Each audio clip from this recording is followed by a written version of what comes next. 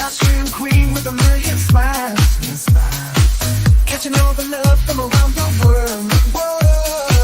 Hey Shelly, won't you shine your light in the darkest times? You make it bright, Life's dream dreams, we're all by your side, Keep on doing what you do, girl. You're one of a kind, Shelly, Shelly, you're our life's dream star. Keep rocking your show, no matter where you are. Hey, Shelly from the block. Jersey girl with a mouth that won't stop, no. Sassy, and I'm not afraid to show it. Gonna spill the tea, you better be ready for it. I speak my mind, no filter inside. Shelly's in the house, talking trash and truth, no sugar-coated blues. Never leave, and get out the way. Jersey girl with something to say. Shelly's in the house, time to break the rules. From coast to the city, I'm the queen of cool. You can handle the heat, then take a hike. Shelly's in the house, drop the mic.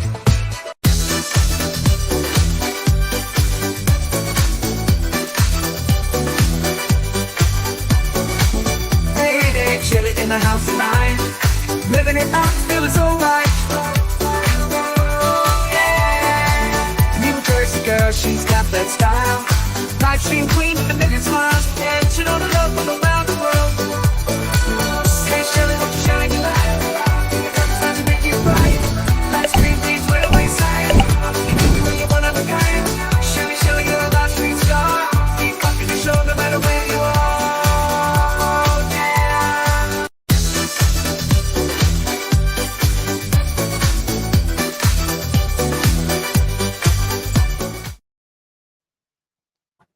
Hey everybody, what's up? Let's see. Happy Friday to Caitlin, who's been a member for 3 months. She said, Merry freaking Christmas. Daisy Girl Williams, it is. How is everyone? How's everyone? It is 8:33. I know I'm off to a sleepy start. For some reason, I switched my phone off. And then I knocked it down or it fell down or whatever. But anyway, I didn't hear anything. Inya, hi, honey. How are you? So today is December 15th, and I am Shelly, your mouthy mama with Talking Trash and Truths, and this is Coffee and Chaos with T3. That's me. I've picked up so many new names. I mean, yeah, there's Sean that calls me Trish. There's Winning who literally calls me all my names. They just pick one. T-Rex is usually, Shelly, but there's people call me TTT. They call me Triple T. The other day, Joe called me Triple T. Sometimes, like Nick likes to call me 3T, which Daisy does now. Nerd. Hello, honey. Nerd said I went to bed after talking in Winning's chat at 8:30 and just woke up about a half hour ago. That's why I told you, asked to go to bed. He said, I call you a pain in the ass. Well, what are big sisters for? Hi, Caitlin. Edith. Oh, Lord. Today was a very, very slow start. But yeah, no, all sorts of names for me. And Nick knows I hate that 3T. I'm like, I am not a toddler shirt. I'm just not. That's a toddler size. That is not a grown up. Inya, I'm good. Only have about 30 to 45 minutes and then I'll be busy for the rest of the morning. How are you? I am wonderful. Just sleepy start and I have no coffee. So you know what we say when I'm out of coffee. Good luck. We're all counting on you. There you go. Nix. Oh my goodness. I haven't seen you in forever. I've missed you. See, y'all like take little sabbaticals and I don't want to go all grandma on you, but you don't call, you don't write, nothing. Like, I got to wait till Christmas to hear from you. Like, what the hell? Next time you're going to powder off for like a month or two, leave a note so I don't worry. I'm a worrier. Needus, yeah, I'm having my coffee now. Sigh, all right, listen, I'll fight you. I will fight you for coffee right now. Oh, man. Yeah, no, I apologize for not having a show on Wednesday. It's just been, health-wise, it's been a, iffy week. I've had a hard time sleeping.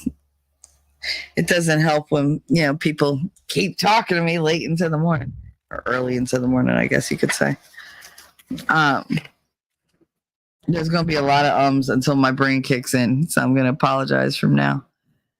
Shelly, I need to remember to give you my cell so you can reach me when I'm not on the pewter. Absolutely, ma'am. Ma'am, yes, ma'am. I do appreciate that because I do worry about you guys. I really do.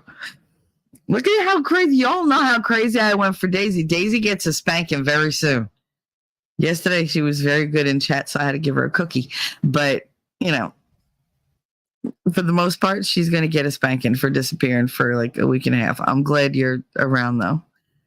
For anybody who is in the know, Suzanne is she was in the hospital, but she's home now. I got an update from her. So she's feeling a bit better. They released her. She's happy to be home.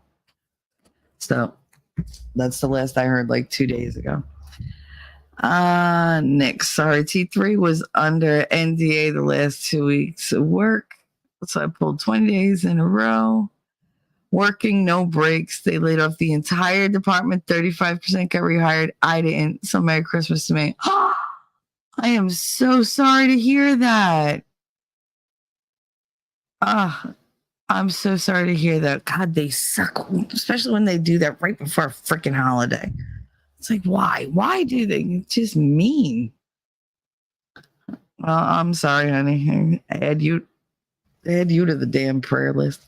That list is going to be longer than friggin' Santa's list.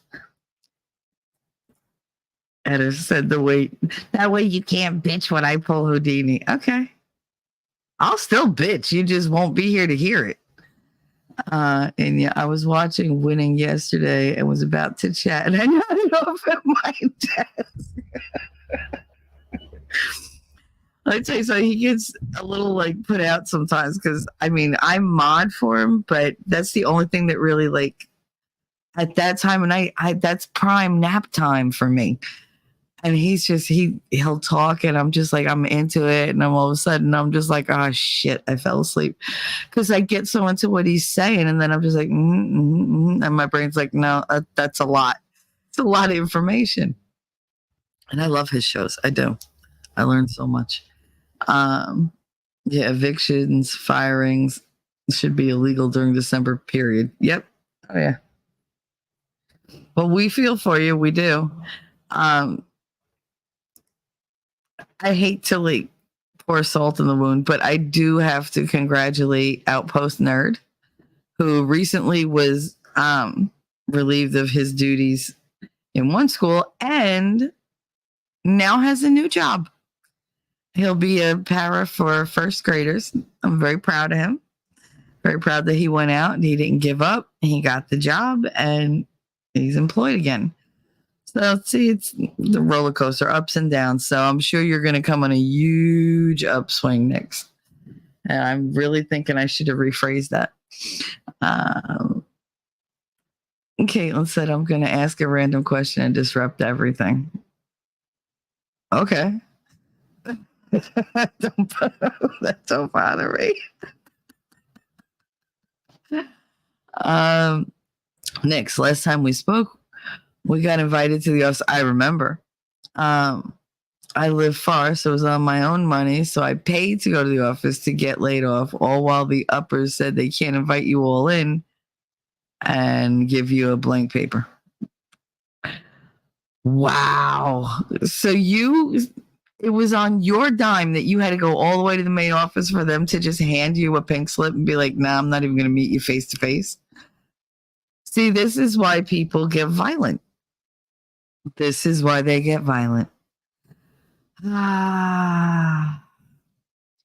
Nerd, I know you weren't going to say anything and for Nix's feelings, but I don't think that he's going to begrudge you getting a job. You were fired also, so, or let go, or you walked out, or however you want to. I don't remember at this point because it's too early. But nobody begrudges you anything. I definitely need to celebrate your wins. Wins around here, they don't happen very often anymore. So everybody who has a win, we want to talk about it. So I just want to tell you congratulations. I'm very, very proud of you. Now don't fuck it up. Edda's friend of mine got evicted from her home 2 days before Thanksgiving. Oh, that sucks. God, what? Who evicts anybody in the middle of the month? That's just mean.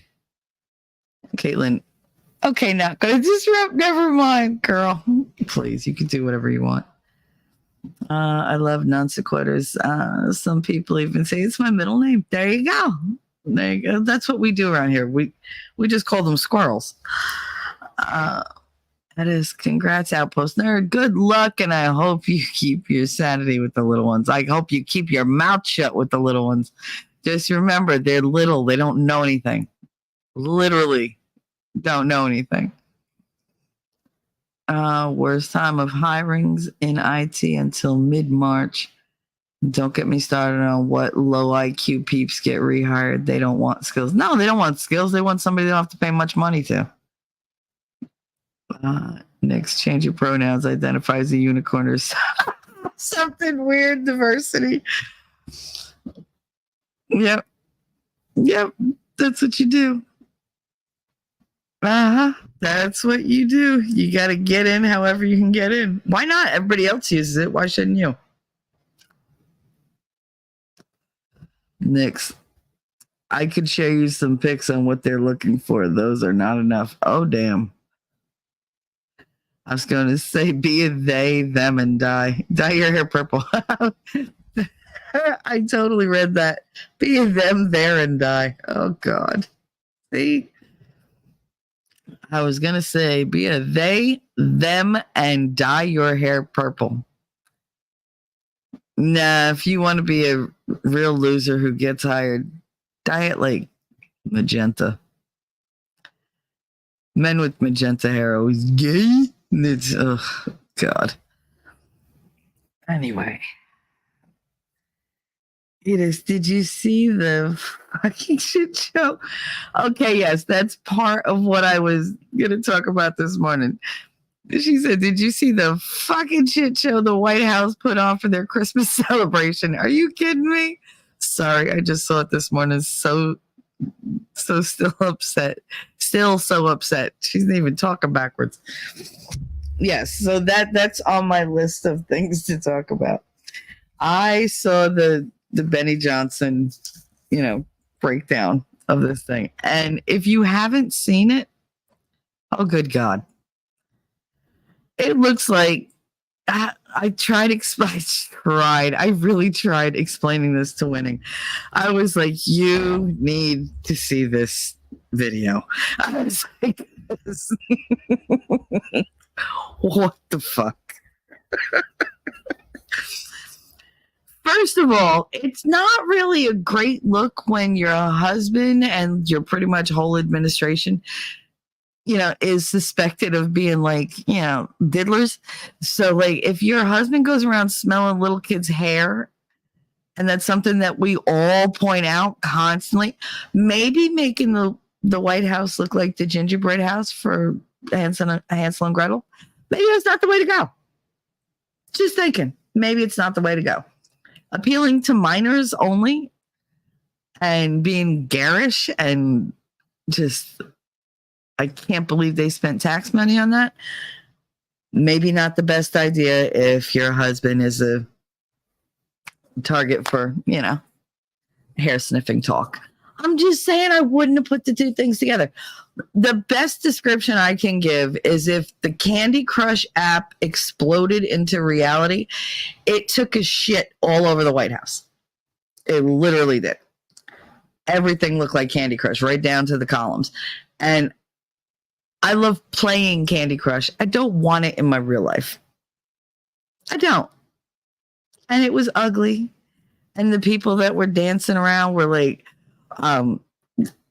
somebody did research on like the dancers that they hired, and they're like white hate groups. They're like anti-white and whatever. I'm like, Biden does realize that he's not white, right? I mean, granted, the man has dementia or whatever. Yeah, allegedly. But does he not have a mirror?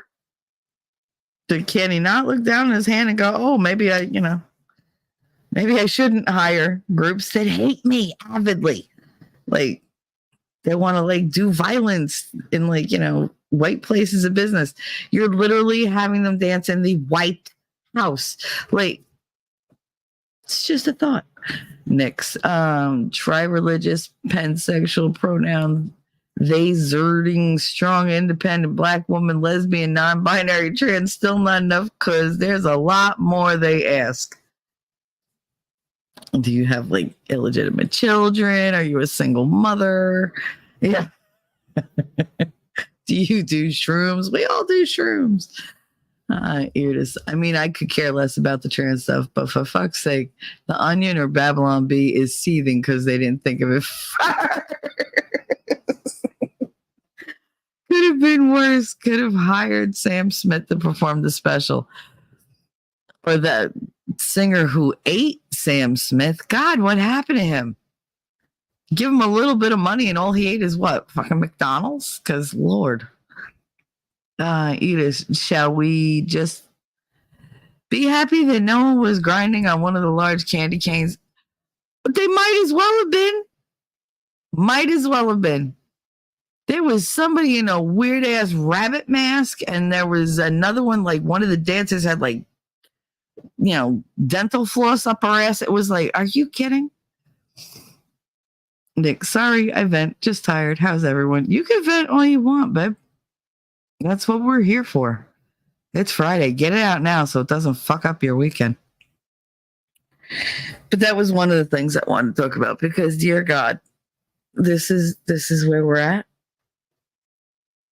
Now, this is like, I looked at that and I was like, all right.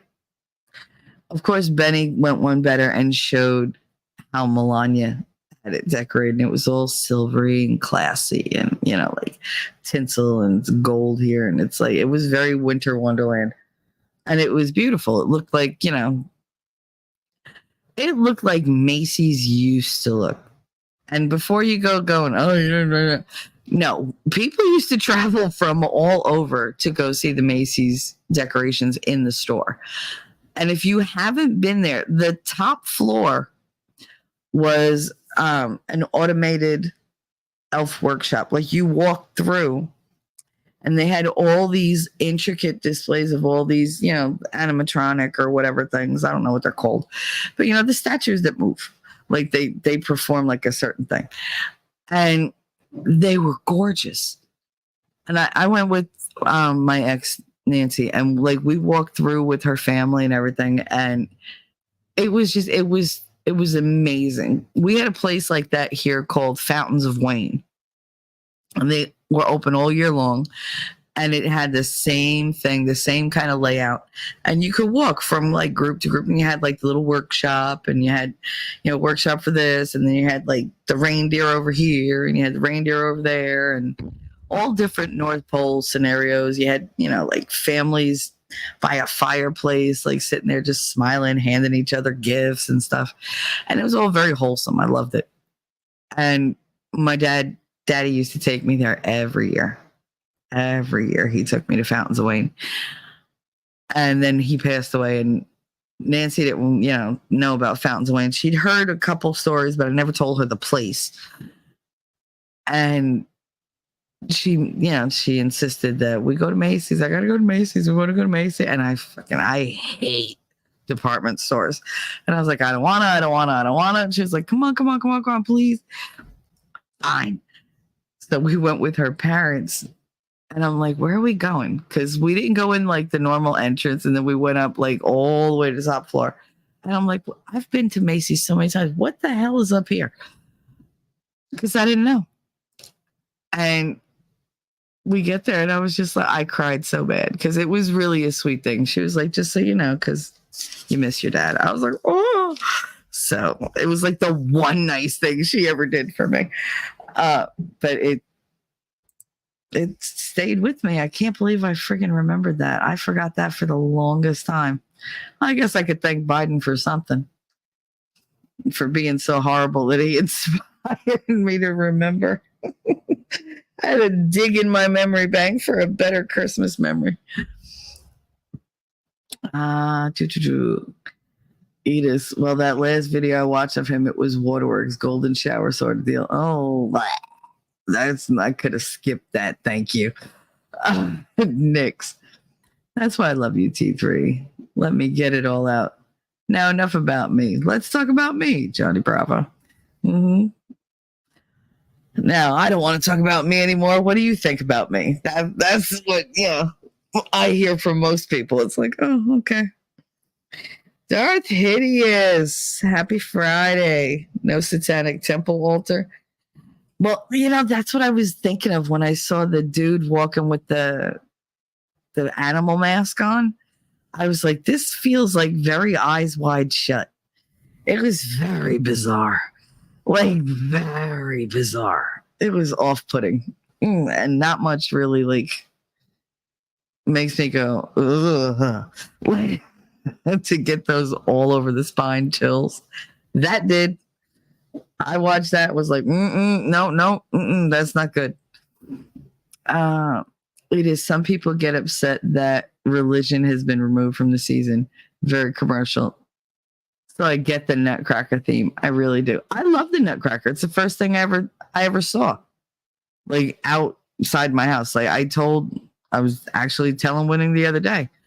I was 3 when my whole family took me to see the Nutcracker in the Metropolitan Opera House, because that's what you do with the 3-year-old. You take her to the Met. And it was like my test run. They wanted to see if I'd behave, like in a public venue when I have to sit there for 2-3 hours and pay attention. And I don't remember anything except the red walls, because I asked my grandmother why the red walls were fuzzy, because they were like velvet. And I remember the whole play. I remember just being laser focused, and I loved it. Oh God, I loved it. I still love it. I watch it every year by myself. But now I watch it, on the computer or whatever. But I used to love to go to plays and stuff like that. And that was my very first one. So yeah, I get it. But they bastardized it so badly. Like it was so gross. Oh, so that wasn't a rabbit, it was a rat. I didn't see the Rat King though. I guess he was busy sniffing somebody's hair. Darth, was this even a Christmas celebration? It was holidays. They had a Christmas tree, so I didn't see any other things. I mean, in school, I used to have to put up Christmas, Kwanzaa, Hanukkah. What else? There was something else I had to put up. Oh, I always had to put, season's greetings. It was like, oh, I hate that. Everybody'd be like, happy holidays, happy holidays. I'd be like, Merry Christmas. I was so aggressive about it. Because fuck you. I want to say what I want to say. I want to say Merry Christmas. You don't celebrate Christmas? Okay, what are you? Okay, then happy Hanukkah. But I'm not going to walk down the street going, hey, what are you? Happy Hanukkah. Hey, what are you? Happy Kwanzaa. Hey, oh, Merry Christmas. Fuck you. For me, it's Christmas. So for you, it's Christmas. I'm telling you my merriment, not yours. Edith. But this was poorly executed and looked like a horrible drag show from hell. It really did. I swear to God, the only other time I want to see something like that is if I'm like tripping. Because I already thought I was. So, I mean, that would just fit in perfectly. Hey, Dorothy. That's from Edith. And that was supposed to be a mouse. Was it a mouse mask? Let's see, I get. It's Lady Awesome. Happy Friday. Eric's not a fan. Yeah, not a fan. Yeah, no, I wasn't a fan either. Next, what even is Christmas? Oh, don't, because then now see, I'm gonna have that. God damn it! I'm gonna have that song from the Grinch in my head. Where are you, Christmas? All freaking day, because I want to listen to Faith Hill in my head all goddamn day. Nothing the past 5, even 10 years resembles Christmas. No, you're absolutely right. The last 5 years, especially. No wonder people debate what constitutes a Christmas movie. Die Hard is a Christmas movie. I'll fight you. I will fight you. Do you guys have favorite Christmas movies? Edith. It's not a Christmas tree. It's a holiday evergreen. You can kiss my ass. That's a Christmas tree. That's a goddamn Christmas tree. Darth Hideous, Kwanzaa, and other shit that ain't real. Now, that was Darth Hideous that said that. I did not say that, although I asked so many of my kids over the years what Kwanzaa is, and not one of them could tell me. They could look at a menorah and go, that's a menorah. That's for Hanukkah. But then they'd look at the Kwanzaa candle that they made me make, and they'd be like, it's a menorah? Like, but painted? Like, I was like, no, and I'd have to go through the whole damn thing. I have read that Kwanzaa book to them at least 10 times, and I still couldn't tell you what Kwanzaa was. I mean, I can't really tell you much what Hanukkah is unless I tell you it's the Festival of Lights. Like, instead of one day of presents, they have 8 crazy nights. That's what I know about Hanukkah. But I mean, I know the basic premise of it and everything, but I don't know like the way they know it. And I'm sure they don't know the Christmas stories the way I know the Christmas stories. So I mean, to each his own.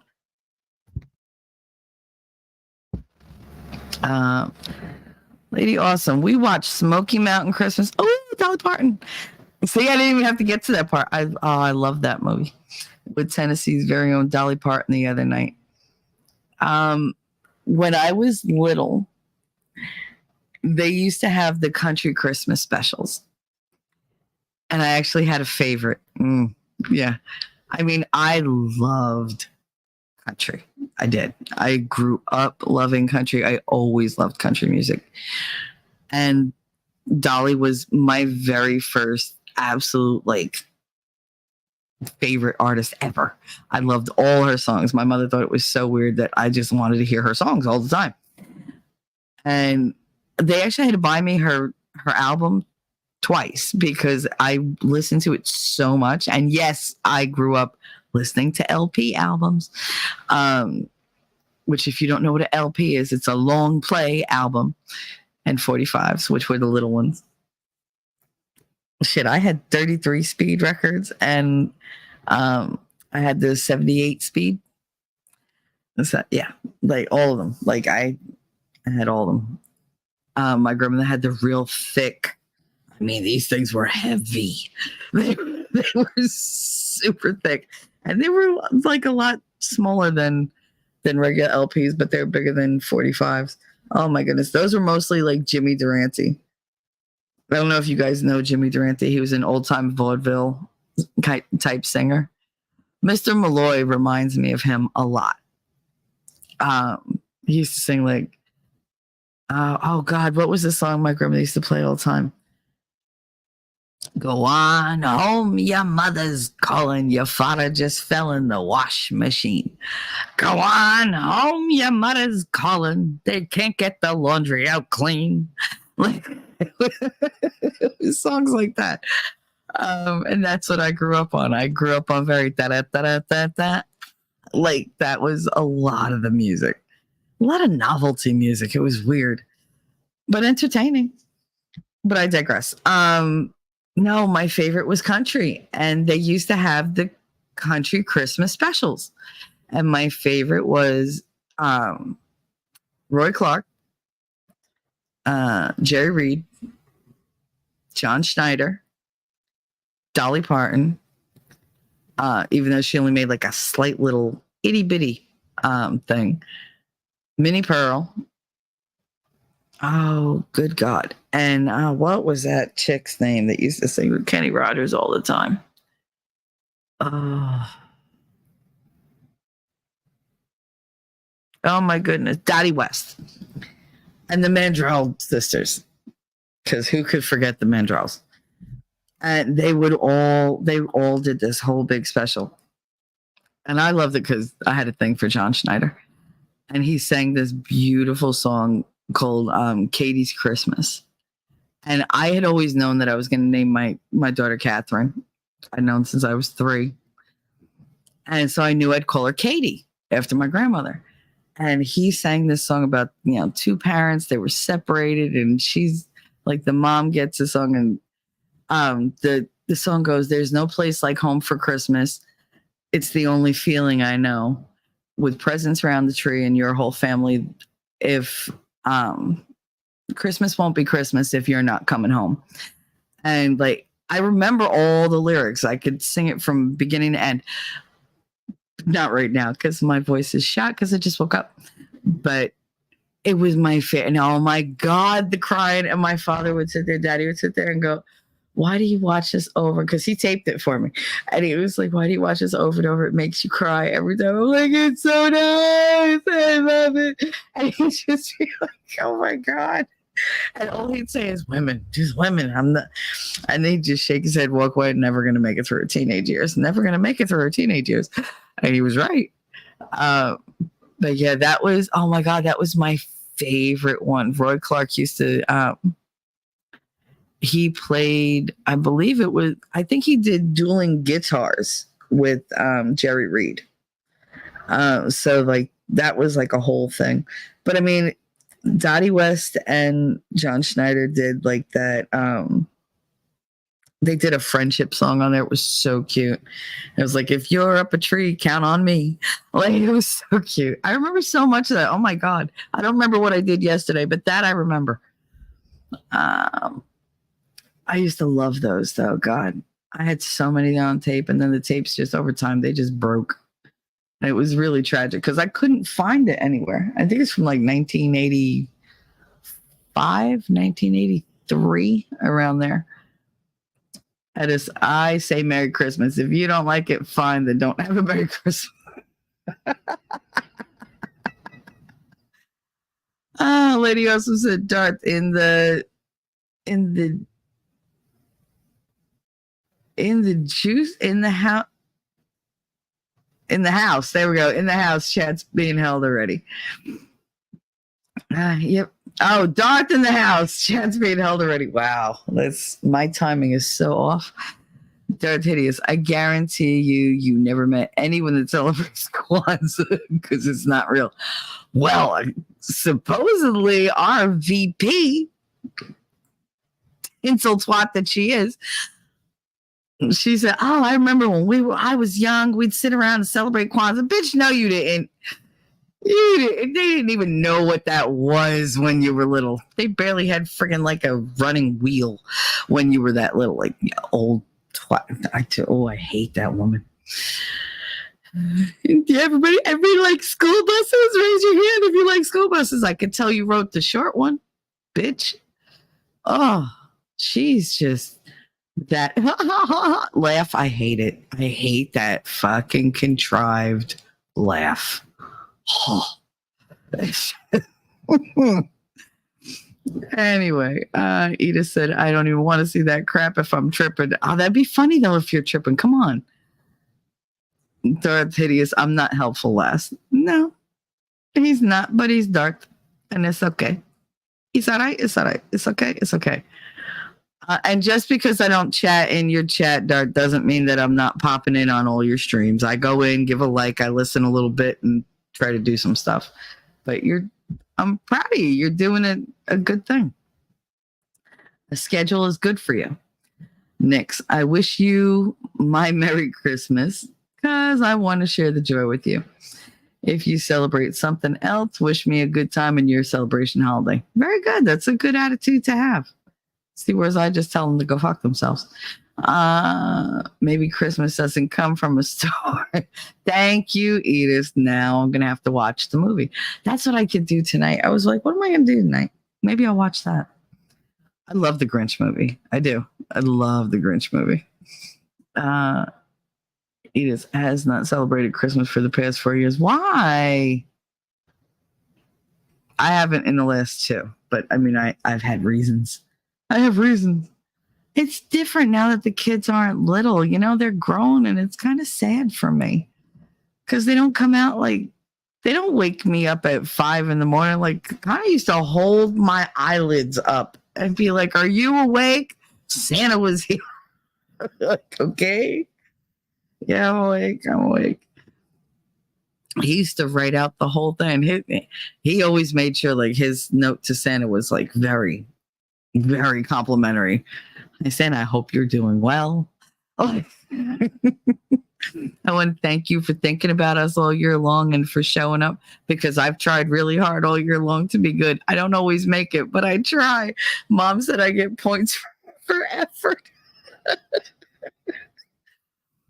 I've taken so many pictures of his notes to Santa. And he's just like putting all these cookies out or whatever. And he was like, one year he was like, it's really, really cold out. You should leave him cocoa. I said, if I really want to warm Santa up, I'm going to put some rum in the cocoa. He was like, oh, I don't think he'll mind. I was like, no, he sure won't. I was like, he sure won't. Santa wrapped those presents a little oddly that year because Santa might have had more than one cup of cocoa and a lot of rum. That was the year of a lot of rum. So yeah, something like sometimes some of those packages Santa put the wrong name on it. Yeah, just the wrapping was a little off. But it was a fun year. They had a great time. He was like 4, I think. But oh my God, it was so funny because he was like, I don't think Santa would mind. I was like, nope, Santa's on board. I actually have a Santa suit. It was my grandfather's.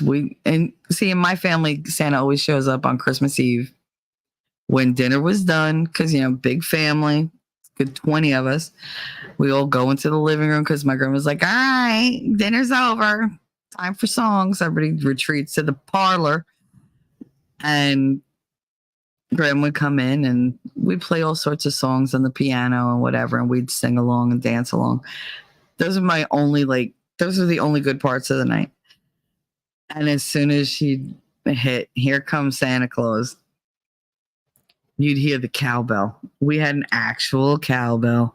And there's a bang, bang, bang, bang. And oh, look who it is. It's Santa. And the little ones would just go ape shit. And it was just like, it was great. It was great. First, Mrs. Claus would show up with her own bag of things. And, you know, she would, it's my aunt with the wig. And I mean, she decked out. I have a picture of her one year throwing deuces up. And she was just like, I was like, why? Why would you do that? I think she was talking and it just happened that she said, meh, but she had like 2 victory signs. But instead it looks like she's throwing gang signs up. And I caught the picture. I was so proud of myself because this was pre-digital.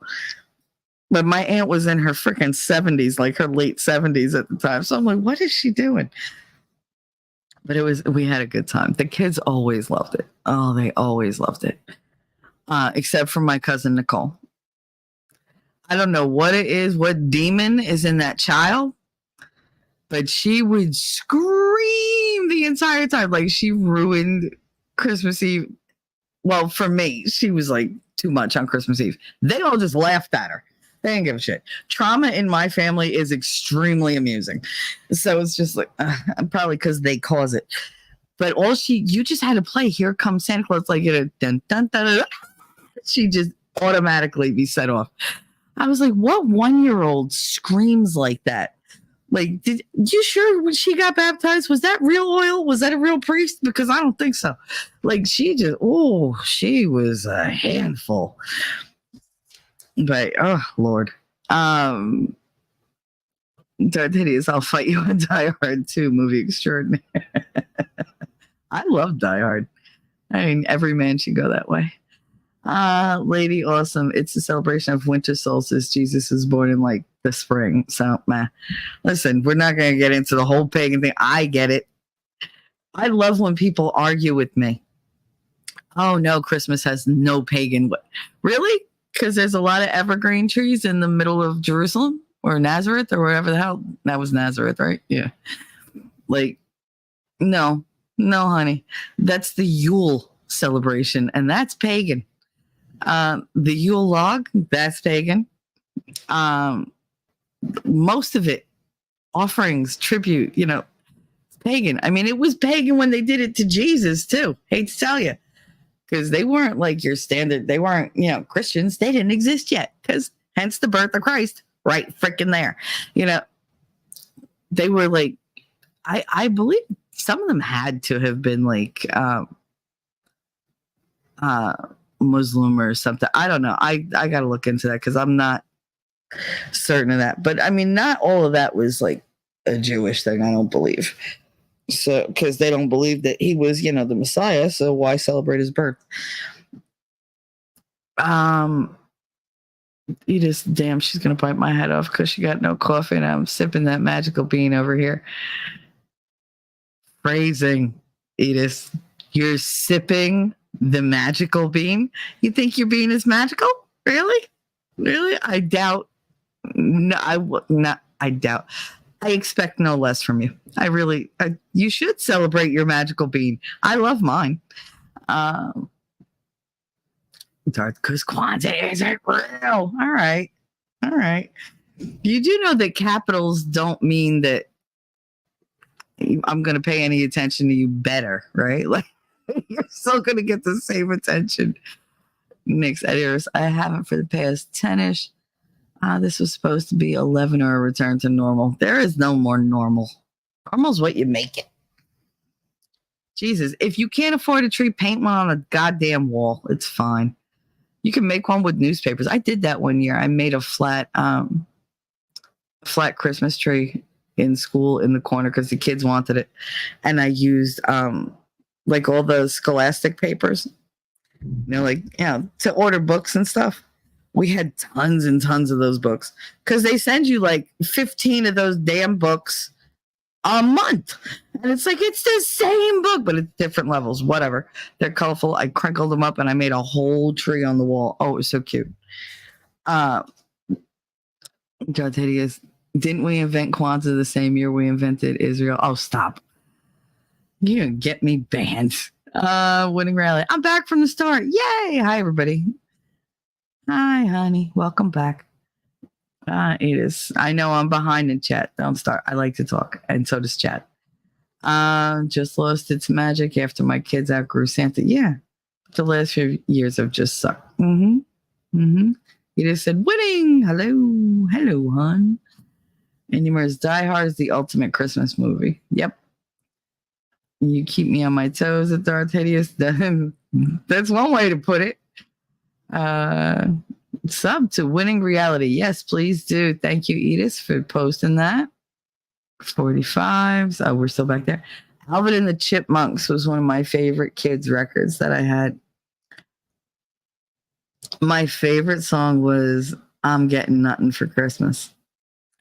I'm getting nothing for Christmas 'cause mommy and daddy are mad. I'm getting nothing for Christmas 'cause I ain't been nothing but bad. That was my favorite song. Absolute one, hands down. My grandmother hated that song.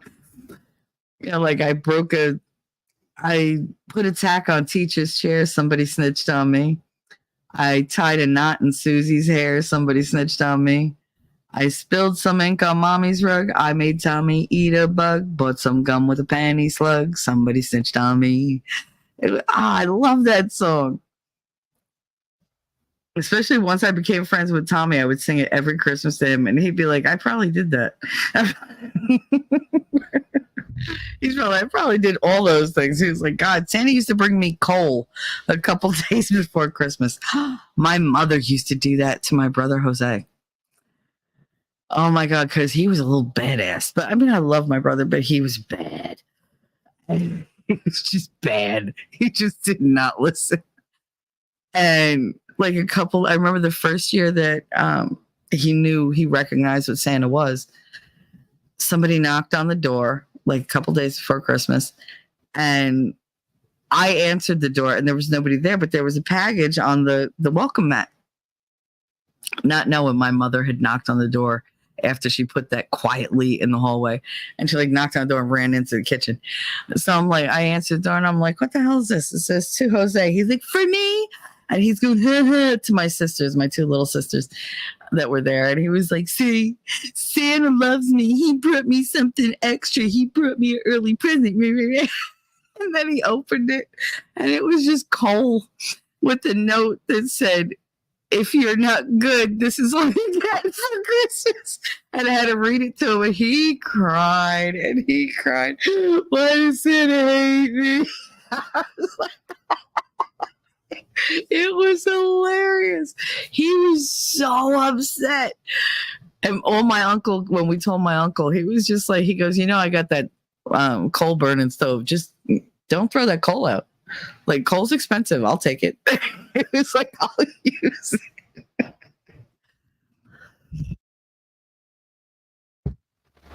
Oh my God. We tortured kids in my family. And if you don't believe me, there was a bridge that my mother used to drive over every day to go from Ridgefield Park, where we lived with my father, the biological father, to my grandmother's house. And we drove over it every day. And it was one of those old, just little land bridge, but not a land bridge, but it was a little bridge, and the creek had dried up long ago, but it had two towers on the sides of it, one on each side, and they had windows and whatever. And my mother told me that was the bad girls' home on that side, and that was the bad boys' home on that side. And if I wasn't good, she was going to drop me off there and leave me there forever. That's what she told me every fucking day. Tell you though, I was an obedient goddamn child, let me tell you, because she'd pass that thing and I would white knuckle it the whole time, because I never knew if she was going to pass it, if she was going to stop and drop me off or whatever. And it was just like, oh. And they did the same thing to my little cousin Jennifer, but they called her Mrs. Smith. And Mrs. Smith made phone calls to the house to inquire about the child's behavior. And it was like, these are the things that they did to us. And it's just like, oh, yeah, no, we don't have any trauma. It's fine. I just thought daily you were going to just, abandon me. But that's fine. I don't know why I have abandonment issues. Why do I have trust issues? It's a wonder. Here's Christmas time is here. Time for joy. Time for cheer. We've been good and we can't last. Hurry Christmas, hurry past. Hurry past or hurry fast? Wasn't I hurry fast? Do you remember the I Want an Elephant for Christmas? I want an elephant for Christmas. It was such a cute little... The one that fucked me up was I saw Mommy kissing Santa Claus. Because I was like, that's just rude. Like, that's so rude. I didn't know who Santa was until I looked at the Santa who came on our house on Christmas Eve, to hang out and give out presents, until I noticed he was missing a finger. Because the dude that lived upstairs, there's an old brother and sister that she was a teacher. He was like a longshoreman. Which, if you don't know, it's somebody who works like the tugboats and stuff like that. They're always out. And most of the people that I knew worked, they worked on the docks. That's what we did here. the guys worked in the docks, the women worked in sweatshops, but or factories. They like to call them factories now. I'm like, those are sweatshops. Are you kidding me? Like, they didn't even have electricity, like, except for the machines. They didn't give you lighting. They had windows. That's what they had. They had windows in the wall the whole freaking length, and God help you if it was dark out. You'd sew yourself into whatever the hell you were making. But the longshoremen, yeah, that was standard here in Hoboken. And I forgot where I was going with this. I totally derailed myself. Oh my God. Oh, so the guy upstairs was a longshoreman. And they used to have him dress up as Santa so that the kids in the family couldn't recognize him, because of course you always have those smart ass kids who are like, I'll figure it out. That's not a real Santa. I know who that is. Well, they didn't know who Tony was, so they couldn't figure it out. They'd be like, okay, it's not Uncle Tom. It's not our dad. It's not Uncle Pat. It's not Grandpa. It's not Uncle Hank. Who the fuck is that? Like, it's not Ray. It's not Uncle Ray. So it's like they're going through all the men. What really fucked them up one year was my mother did it.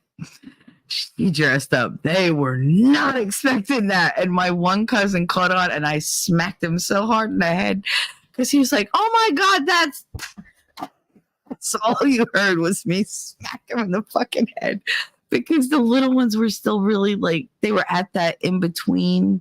Like, you could fuck it up for them really easily, and I didn't want that. And he was like, did you really just hit me? Yep, sure did. Yes, I did. He was like, that's your mother. I was like, I'm aware. I was like, do you know who do you think helped dress her? You think what? She did that shit on her own, please. She'd come down looking like I don't know what. And that was my job. Once I hit like 12, 13, and the magic was done, it'd be like, all right, Michelle, go upstairs, lay out everything. And so whoever it was, they'd have to get dressed, and I'd have to like stuff the top. And, it was an old suit. So I'd have to like adjust things. So many years I'm sitting there like sewing things last minute because, shit would rip or whatever, because it's old. But anyway, I have that here. It's in my closet. I still have it. I don't have the cowbell because my friggin' cousin Donnie stole it. And he was like, oh, I just need to borrow the suit. My asshole uncle was like, yeah, go ahead. Lend him. I don't want to lend him the suit. Lend him the suit. Yeah, well, he returned the suit, but he didn't return the cowbell, asshole. And I knew that's why he did that. Because that shit was old. Like, really, really old. And he fucking stole it. I was so mad. He was like, oh, I bought you a new one. Because I can't find the old one. You can't find your ass. I'll go to your house and find it. Guarantee it. Asshole. But yeah, so Connor was really little. I mean, I used to, like, my husband at the time dressed up as it, for Katie. And I took video camera, like, footage of it. I was like, oh, look, there's Santa, whatever. And for Connor, I did it. But I was by myself. So it was like, how do I take pictures? So I'd have to, like, I had the digital camera. I'd have to put it on the timer and be like, I have pictures of me like, oh, like I'm shocked because somebody got me coming in through the window or whatever. And I remember he was in his bed and he was sleeping so sweet. And so I took a picture of me like brushing his bangs out of his eyes. And he woke, and I remember after I took the picture, like he woke up a little, like he opened his eyes, and I was like, shh. And he just like, he looked like, oh, and like he flipped over. He's like, I didn't see anything. And I was like, God, I'm glad I got that picture though. And it's one of the pictures I love it the most because he just looked so sweet. And his like cheeks were all like red and because he was in flannel, so it was hot as hell. My son does not sleep in clothes. He just, he's like underwear only. So for him to sleep in like the full flannel pajama, he was dying during the night. I was like, Santa, don't come if you're not wearing your Christmas pajamas, because I need them to be dressed when they wake up. Okay. So the only way to do that is to keep them dressed all night. But yeah, he was so excited. I did the whole Santa thing and I was like, dear God, please go back to sleep. Please go back to sleep. And I heard him like just out like a light. I was like, oh, thank God. I had to take everything off and then hide it again. It is not easy to do when you don't have somebody to run blocker. Like, you need interference. I do all that shit by myself. Ugh. In a 2-bedroom apartment, it is not easy to pull off at all. Let me tell you. I had to get dressed and undressed in the kitchen. I had all sorts of stuff in like the hallway between the bedroom and the kitchen area so that I could hear if he was like moving through. And I just, Katie was oblivious to it all. She still believes in Santa in a way. She's like, I love Santa. Thank you. Like, and Santa loves you too. But yeah, they used to tell me that parents were Santa's elves. And that they all have to do like, you know, Santa's work and whatever. Like, all right. So I perpetuated that lie to my child. He's like, does Santa do all this? I was like, well, he has help. He was like, from you? I was like, yeah, from me. He was like, it kind of sucks. You help Santa and you don't get any credit. I was like, I don't get any refunds either, but that's all right. Next, my Christmas routines. Die Hard. I read that Die Hard only. Only the first one, Starship Troopers. Oh, I love Starship Troopers. Horrible movie. I loved it. And Firefly. See, another Joss Whedon spinoff. I enjoyed Firefly. And what the hell was it called? Serenity. But yeah, no, I'm a big Buffy and Angel fan going way back. So Joss Whedon, that was the way to go for me. He just wanna plane that loops that loop. Me, I want a hula hoop. I make that so dirty when I sing that line. You have no idea. No idea. Loretta Lynn. Oh, I love Loretta Lynn. Oh, I did. I've seen Coal Miner's Daughter like probably 100 times. I think Tommy Lee Jones is like, I like him in that. I'm sorry, I don't see what was the problem. I mean, yeah, he was a cheater, but I like the way he was. He was very take charge. Like, he was a man. The whole shit with the Jeep going up the hill, that was, I wanted to like, every time he does that, and I know he makes it, I still get nervous. It's so stupid. Edis doesn't do country overall because my mom loved country and I rebelled against everything. Mother. Yeah, I know. Luckily, though, my mother was into the lamest music in the world. She liked like David Soul. I can't even name a song that David Soul sang. Do you know who David Soul is? He was the blonde on Starsky and Hutch. She had such a freaking thing for him. And I was like, really? All right. Like, even though I was like, I don't want to listen to this 8-track. I hate that. I used to break it all the time. Should just go buy a new one. Be like, you don't have money for my goddamn formula and my food, but you got money for this is bullshit. It's like, ugh. Inumers. Nix. I was excited there was a new Serenity movie, but did it have to be Disney? I'm not fucking with Disney. Edith, I'm excited in 3 hours. Jeff Castellucci is premiering Blue Christmas. I want to see what he does with it. Nice. Lady Awesome. I get that. I moved to Tennessee at a young age, and me rebelling was going to Nashville. So 90s country reminds me of my teenage years. Nice. I'm talking 70s country though, so meh. Next, if it's Disney, it doesn't exist for me. Same. I really wish that the Star Wars things were not Disney. I really wish that, because I really just, it bothers me. I ain't giving them any leeway or hope or trust. I used fool me once too many times. 90s country is the last of the good country music. I don't know. I like some of the stuff that they do now. Not a lot of it. I'll be honest. But things that kind of like remind me of the stuff back then or have a theme that I really like. I don't like all the twanging. It seems like they're playing it up. It's like, okay, that don't sound natural. I get it, Nick. I was excited, then disappointed. Winning reality with the information. Kwanzaa was created in 1966 in response to the Watts riots by a preacher who was a black supremacist. Nice. Because that's what you want your holiday to be based on. I can't.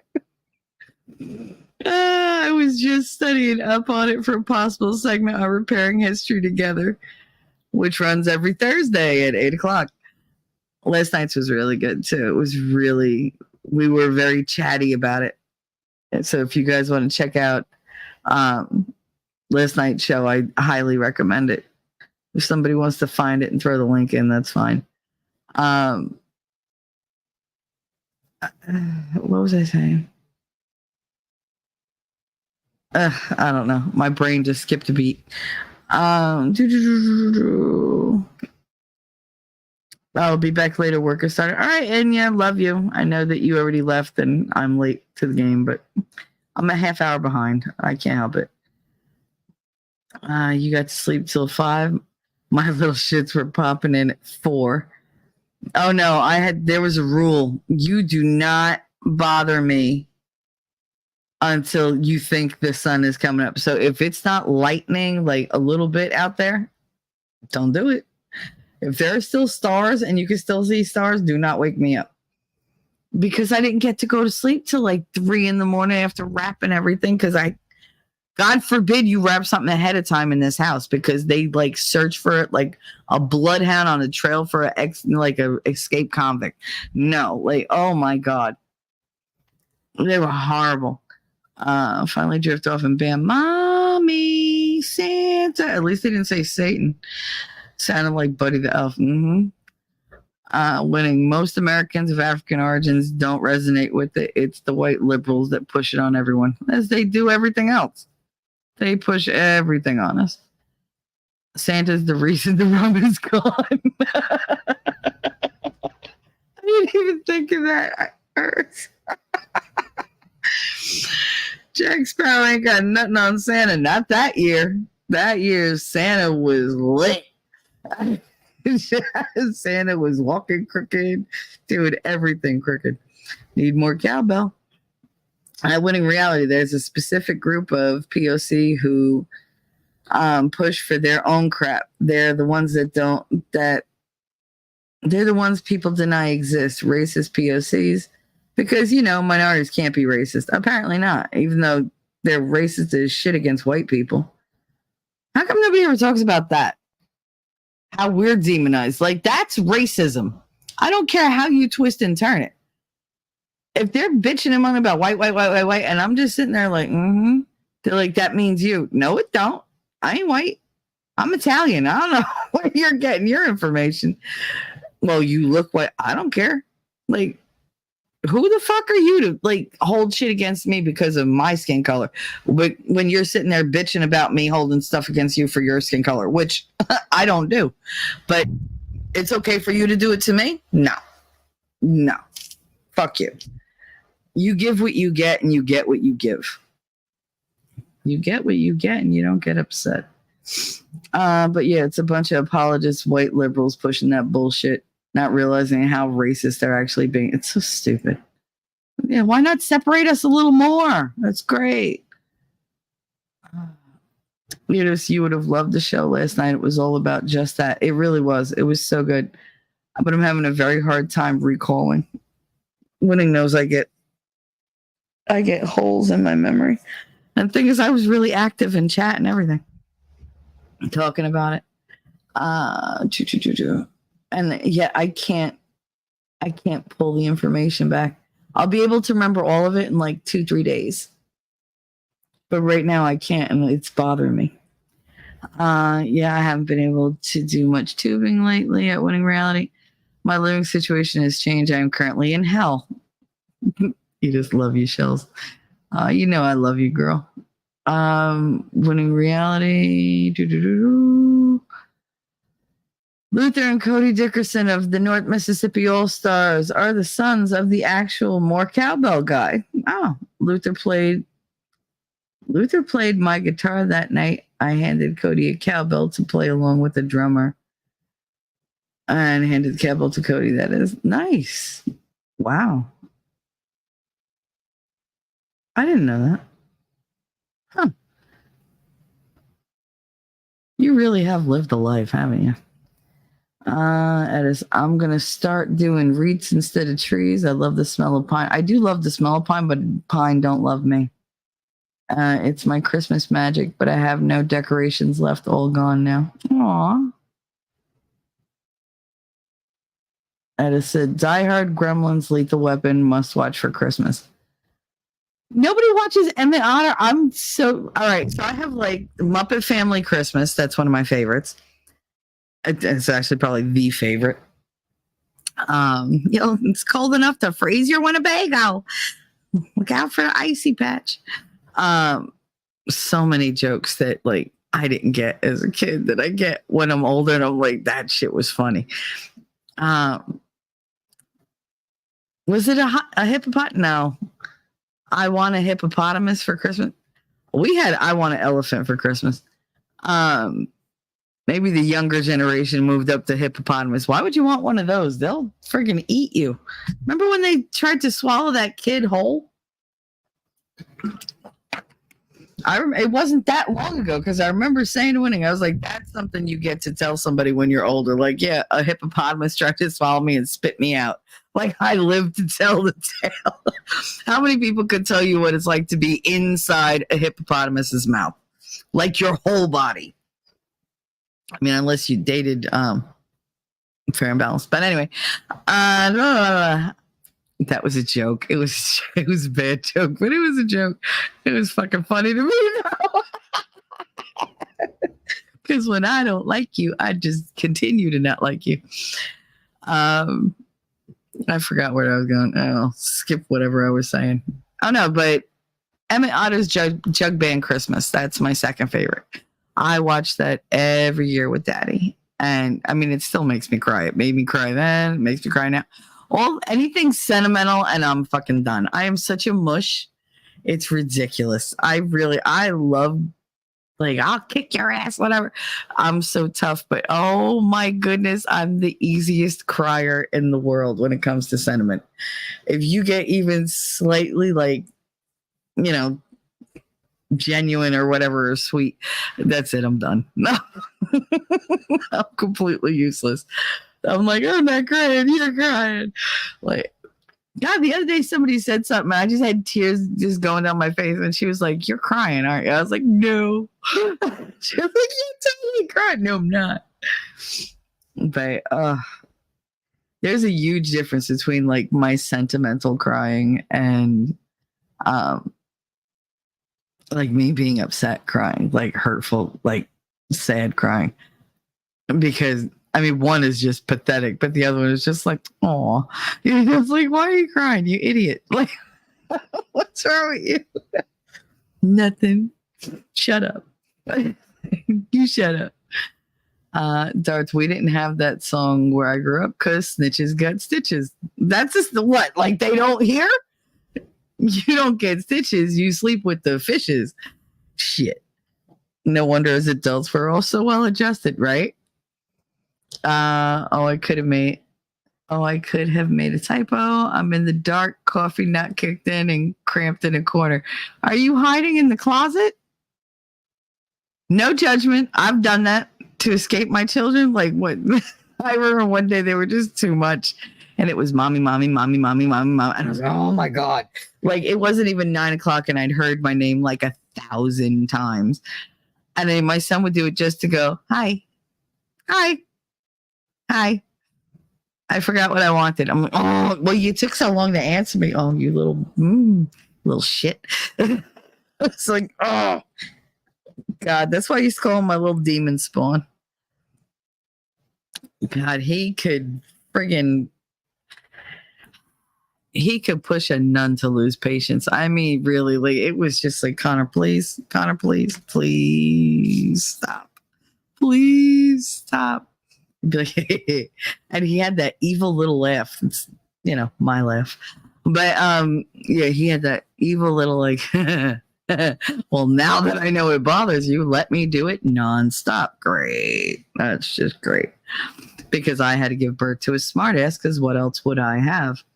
Nobody wants a lollipop for Christmas. Oh, I want a lollipop for Christmas. Damn it! Why didn't we think of that when that was going on? That was right before the holidays. I would have totally sang that. Somebody could have made a video that we know of. When in reality, they had windows. They had windon'ts is what they had. One of my favorite Christmas songs, Lady Autumn Sky. I want a hippopotamus for Christmas. Hippo the hero. Yeah, I don't remember that one. But I mean, like I said, mine were old. Like we had, what was it? I think one of my favorites was always up on the housetop. Up on the housetop, reindeer paws, down comes good old Santa Claus. You don't remember that one? I remember that one. Winning, we chose not to enable the Santa conspiracy around here. Whatever. See, that's the one I'll fight you to the end on that one. I'm sorry. I will fight you. Mimsy gifted one talking trash and truth membership. Oh, that's awesome. That's awesome. Congratulations. Who gifted it? Because I'm not seeing that anywhere. I'm not seeing any of that. Damn it. I'm freaking, where the hell am I? Winning rally. Something about siding with society and a giant lie against my kid didn't sit right with me, so I made it into an example of how I'd always be truthful to him and on his side, even against the world. Yeah, well, I like dressing up in red and going ho ho ho. So you do yours, I'll do mine. Unfortunately, I got nobody who believes in Santa anymore. It was always so sweet to watch, like, just how excited they would get. Thanks, Mims, for posting the link. Volstorm can't beat 70s, 80s country. He's probably gone by now, but hi, honey. I'm way behind in chat. Mimsy, welcome to the family. You're part of the crew, but you always were. Darth Teddy is Avery Anna, rising country artist, thinks she's 17 and her music is oddly enough something I'm a fan of. Oh, don't ask. Okay, I won't. Lady Autumn Sky, thank you for the membership at Mimsy. See, now I got to open up regular YouTube because StreamYards is an ass and won't show me what's going on. So let's see. You can now put people in timeout for different lengths, ranging from 10 seconds to 24 hours. Thank you. Got it.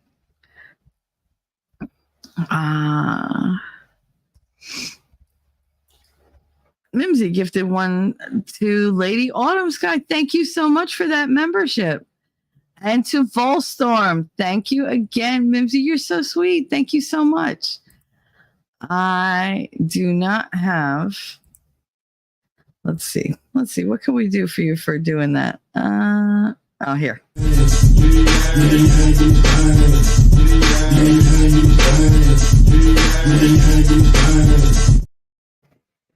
And since you did 2 memberships, let's see. Let's find you something else.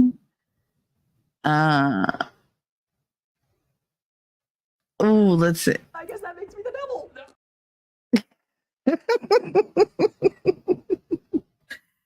So there you go. You got those 2. Thank you so much. I don't know why it was.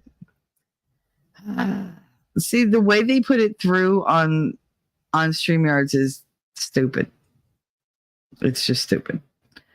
Alrighty. Now I got to get back to where I was because I lost my place. But thank you so much. I appreciate that so much, honey. Thank you. Mimsy, A, Shelly, Dart, Lady Vol, earning, winning, and all. She came in swinging. All right. Outpost Nerd went to the grocery store, and poor grocery girl, she tried to do a nice thing for her boyfriend and warm up his classic truck for him. It slipped into gear and crashed. Crashed into the garage she was in. How does it slip into gear? Really? She was so upset. I'm sure she was. See, that's why I don't touch things you don't know how to operate. Stop. Nerd, I should be laughing at that. I shouldn't be because it's not funny, but I'm still laughing anyway. It's only funny because vagina. Thank you, Dar. Thank you for that thing. I watched Emmett Otter 2 days ago, Volsong. I love that movie. I love it, love it, love it. I like the rock band in it though. I do. The River Bottom Band or whatever. No, what the hell are they called? God, I haven't seen it in a year. I don't remember it. I can't think of anything right now. My brain is totally fritzing. Caitlin, my mother had us watch Emmett Otters. I loved it. I really did. At least there ain't no hole in the wash tub. There ain't no hole in the wash tub.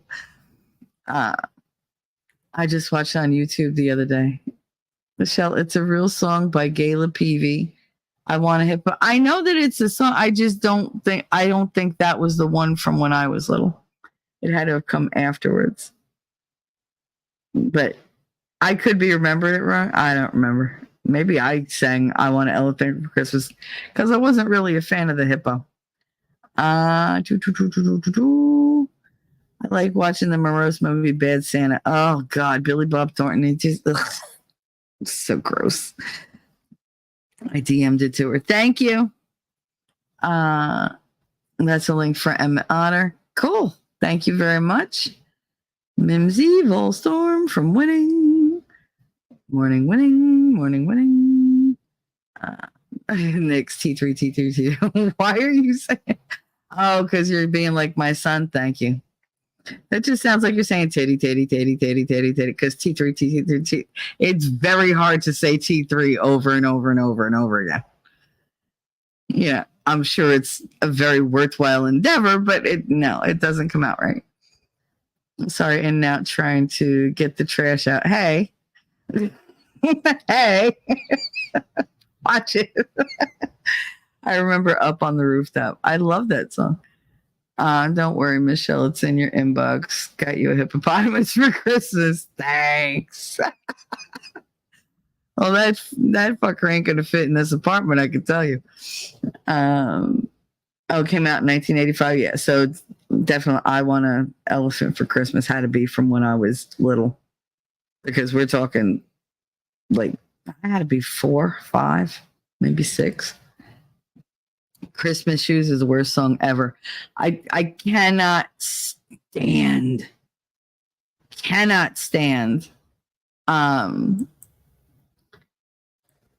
like sad Christmas songs, like really like super sad. Oh God. They're like, oh, it's sentimental. No. As sad as I'm willing to go for Christmas songs is Katie's Christmas Card. That's the one. And the other one is, what the hell is it called? Where Are You Christmas? I always cry with that song. It's so stupid. Oh my goodness. It was on the tip of my tongue. Oh my goodness. Why can't I think of it, guys? Oh, I really hate having these lapses. It really bothers me. In 24 hours. You hear that, Valhalla? Ooh.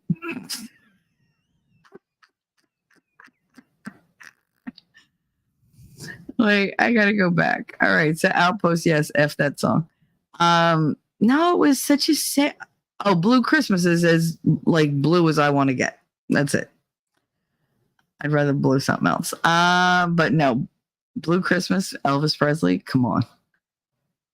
Outpost, yes, F that song. No nerd, it's not. Nick said left my fucking ass. So T3 Mimsy gifted one at Trash and Trees membership. Also T3, who gifted it? It doesn't, because on the StreamYard side, it puts it through so stupid. It doesn't say like what it's a whole new thing that they're doing. Supposedly, we're going to be able to give out free memberships at some point. They're going to give us like a membership a day to give out or whatever. I forget. But I got an email about it from YouTube. But I haven't seen YouTube actually say anything on my studio page. So it's like, I don't know how true. They don't really sync up very well. But yes, Valhalla, 24 hours, we can time you out. Which I think is funny. La la la la. Apple cider. I hate you for that. Hate who for what? What? What happened? I don't know what you're talking about. T3 is half hour behind chat. That's why she needs a 70-second stream to catch up with chat. Just say, well, y'all are chatty. I love that you're chatty. I'm within 5 minutes right now. Meaner, no, silly for that clip. For what clip? I don't know what you're talking about, nerd. What clip?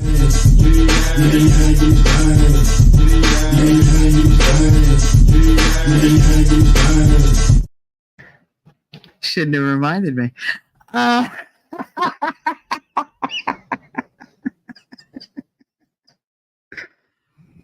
Sean D. Sarcasm. We want to know what you want to blow. It's not what, it's who.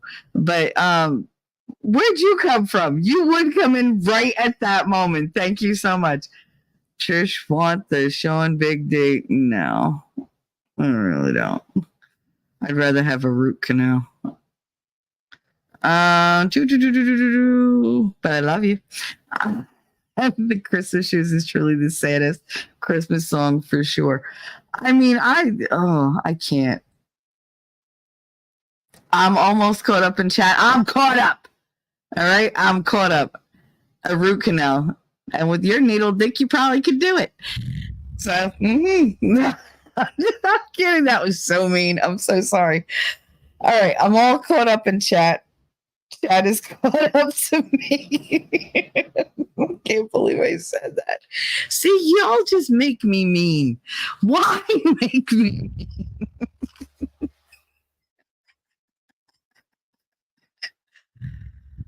Oh, God. See, I don't. Anyway. But yeah, so we're looking forward to Christmas in this house, but not like overly much. Like we didn't decorate. And I know I should, and I just don't want to. Because it's not the putting it up part that bothers me, because that's so pretty. It's the whole having to take it down and put it away. Explain to me why the damn trees never and the decorations, you didn't buy anymore. It's exactly what you took out. Why don't they fit when you put them back? Do they somehow expand in your living room?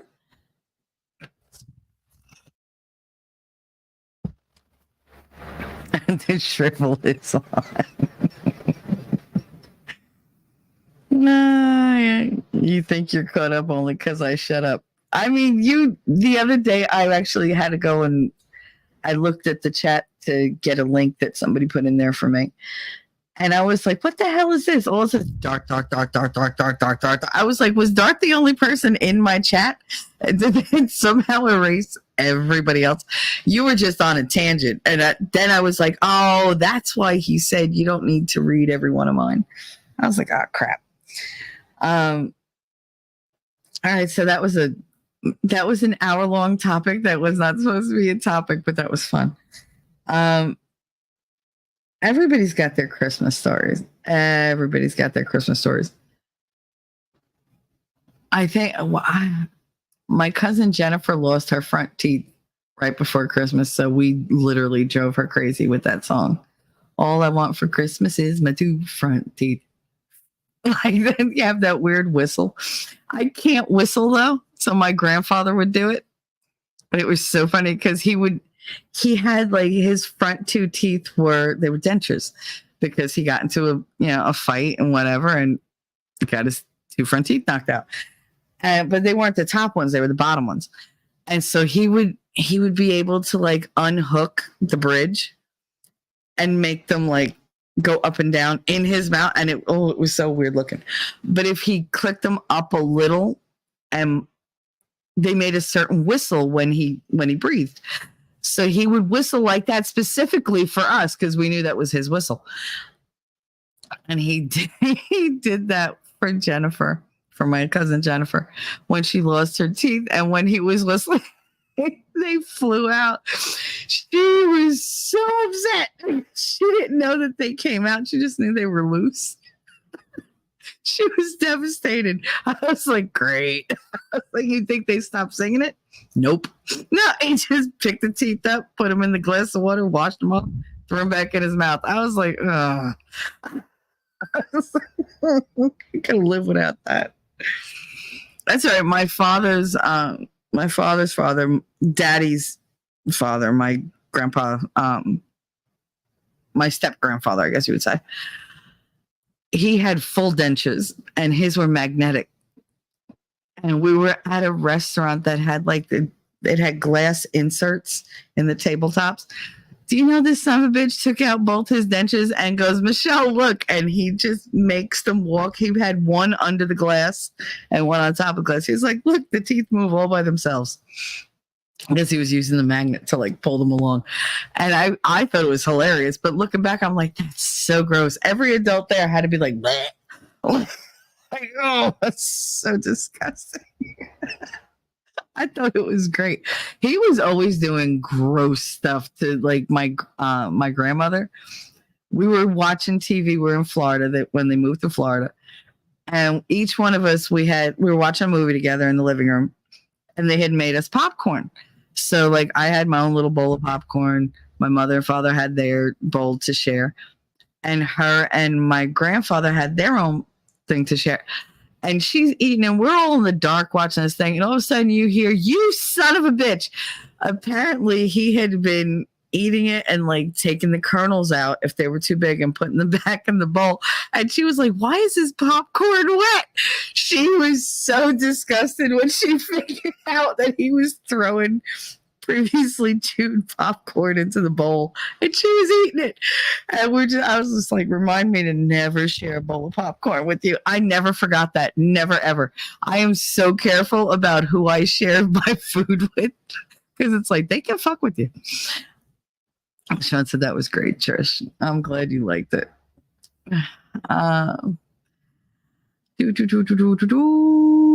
Dartity is detritos.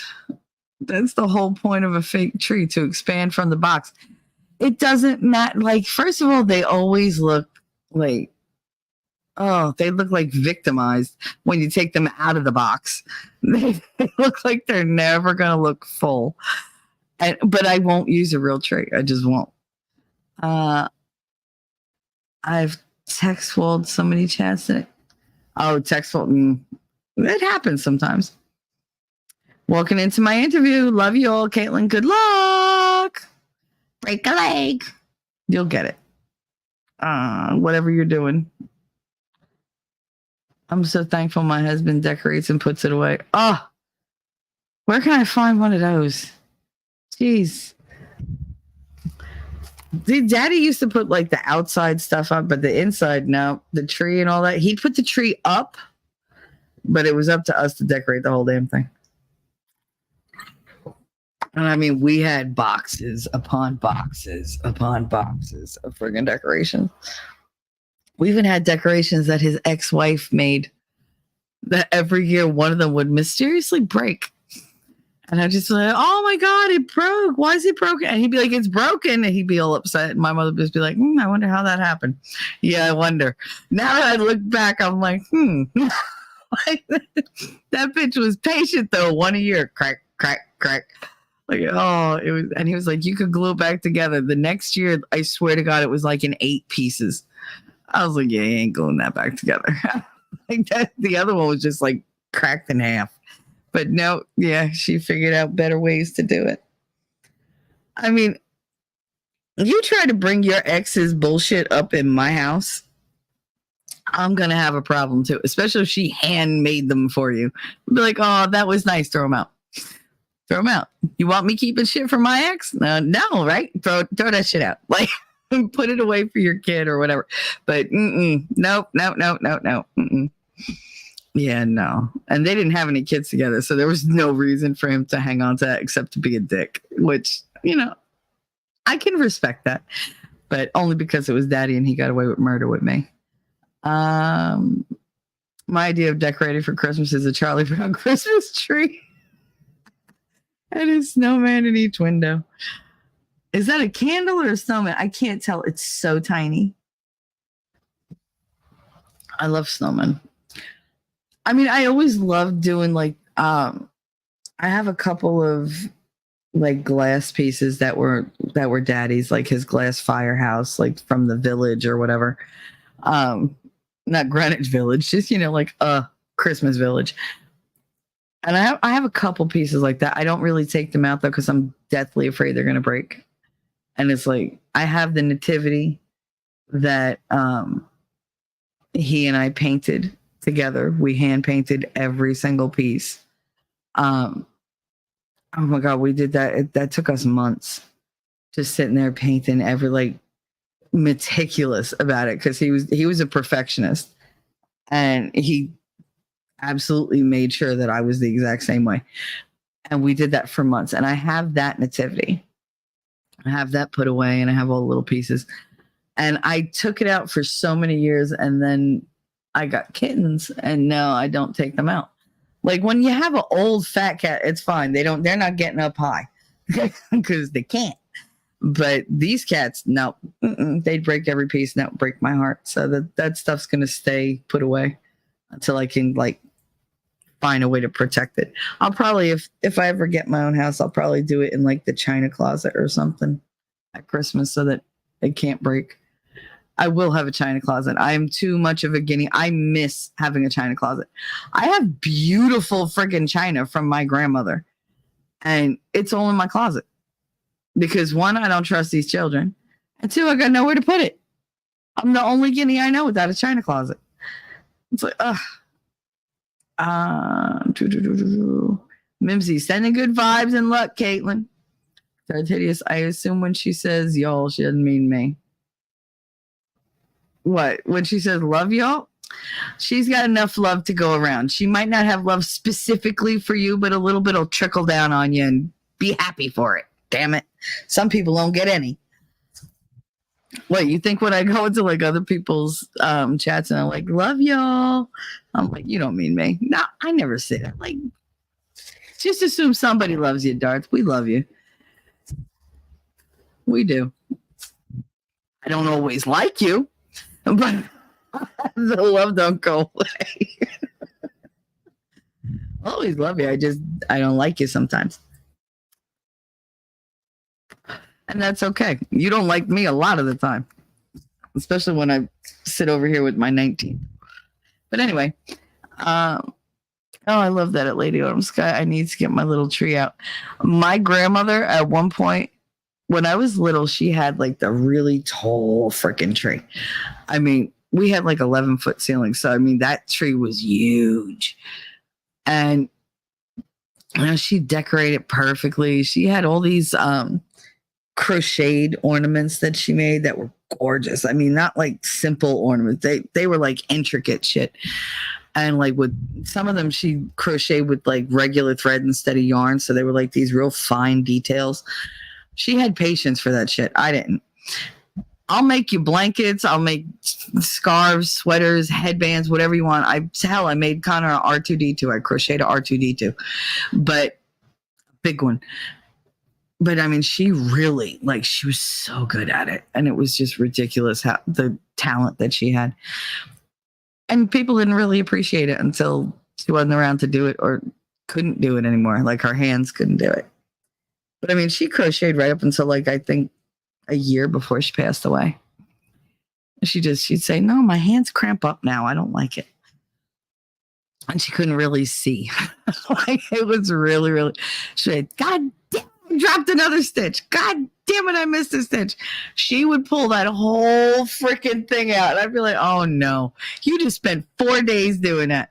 Yeah, but look, I dropped a stitch. There's a little mistake. Nobody's going to care. I care. Okay. And that, ladies and gentlemen, is the work ethic that I grew up with. Which is why it seems like sometimes nothing's getting done. No, it's getting done. It's just got to get done right. So if I have to go all the way back to the beginning and start over, that's what I'm going to do. It might not be like in the time you want it to be, but at least it'll work. It'll be perfect and it's reliable. But yeah, toward the end, like we went from having like that huge tree to like a 3-foot tree that she would stick on a table in the corner because she wanted it out of the way. To the last 2 years, she was like, fuck the tree. Like, She had the glass tree. I don't know if any of you all have that. We always had the glass tree in the window. But at the end, that was like all she wanted. But have any of you ever had like this ceramic tree? It's like it's either green or white usually. Ours was white, and my uncle had actually painted it with gold, with 24 karat gold paint. And it's got the little light bulbs that like stick into it, and then it's got like the one bulb inside. We always had that in the window. And it's funny because like I'll be watching movies and I'm like, oh, that's our tree. Like I get so excited. I do. I get so excited. Darth Hideous. I don't blame her. That's fucking disgusting. Oh, the thing about good luck. We're all counting on you, said Winnie. X to fucking doubt. Darth Hideous. The 19th isn't your fault, and I don't blame you for it. You weren't a man of voting age in 1920. No, I sure wasn't. Repeal the 19th, though. For real, for real. For real, for real, for real, for real. Blankets are the things to make, though, Mimsy. Mimsy said, I need to get back to crocheting. It's relaxing for me. I don't do anything fancy, though, mainly blankets. I mean, I used to, oh my God, I made these headbands.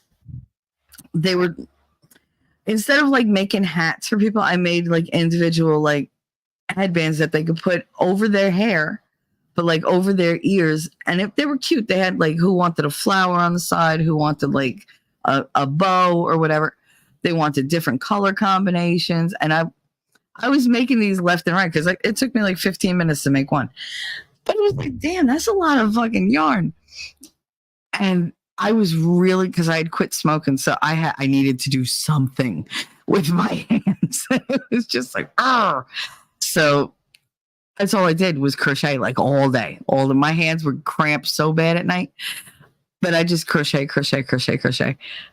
I'm actually looking at a giant friggin' Afghan that I made that's like over the headboard of my bed in the living room because I wanted it there because I didn't want the metal of the headboard to show because I thought it was Mickey. So, yeah, I was like, I'm going to hit my head on that shit. That's my main thing. I mean, let's be real. I'm a klutz. I was like, I'm going to hit my head on this friggin' head thing. So on this headboard. So let me put the Afghan over it. It works. It's better than, it's a cushion, whatever. As long as I don't crack my head open, I'm happy. But I was making these friggin' headbands. So I was like, all right, I'm going through all this yarn.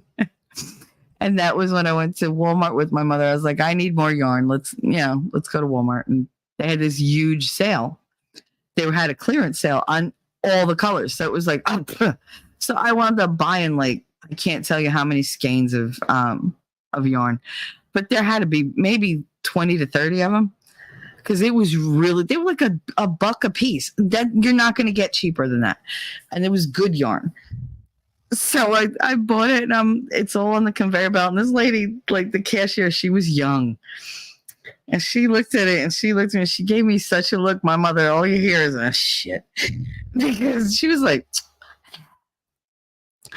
and she was like, I don't know what you need all that yarn for underneath her breath. And I was like, okay, bitch. I said, I was like, sometimes my man likes to, my man likes to tie me up. And sometimes, I like variety. They break. And she's just like, she looks at me. My mother was like, there she goes. And the guy over like 3 aisles over was hysterical. She didn't know what the fuck to say. I was like, don't judge. And she just whoop, whoop, whoop. She didn't scan half those damn yarns because she was so nervous. But I was like, yeah, I like when my man ties me up. And, sometimes they break. I like variety. Oh my God. My mother was like, I can't believe you said that. I said, why? It sounds like me. That's typical of me. Dart said blankets are the thing to make, Mimsy. So that's pretty dope.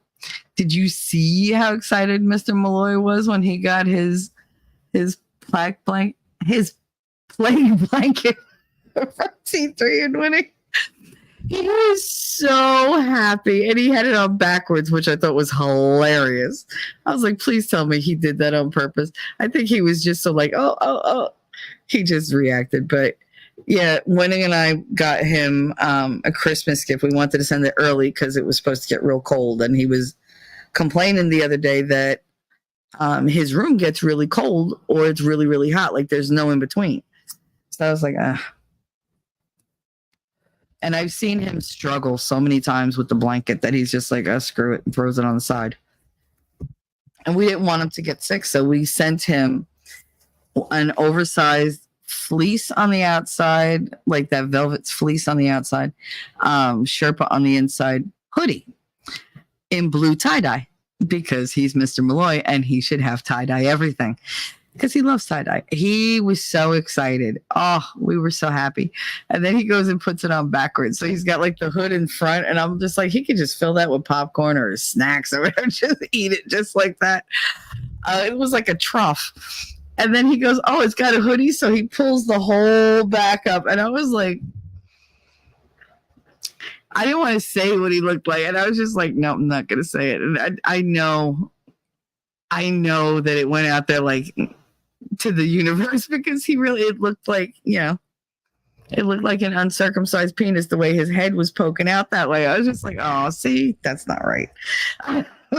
But he was so cute. He was so cute.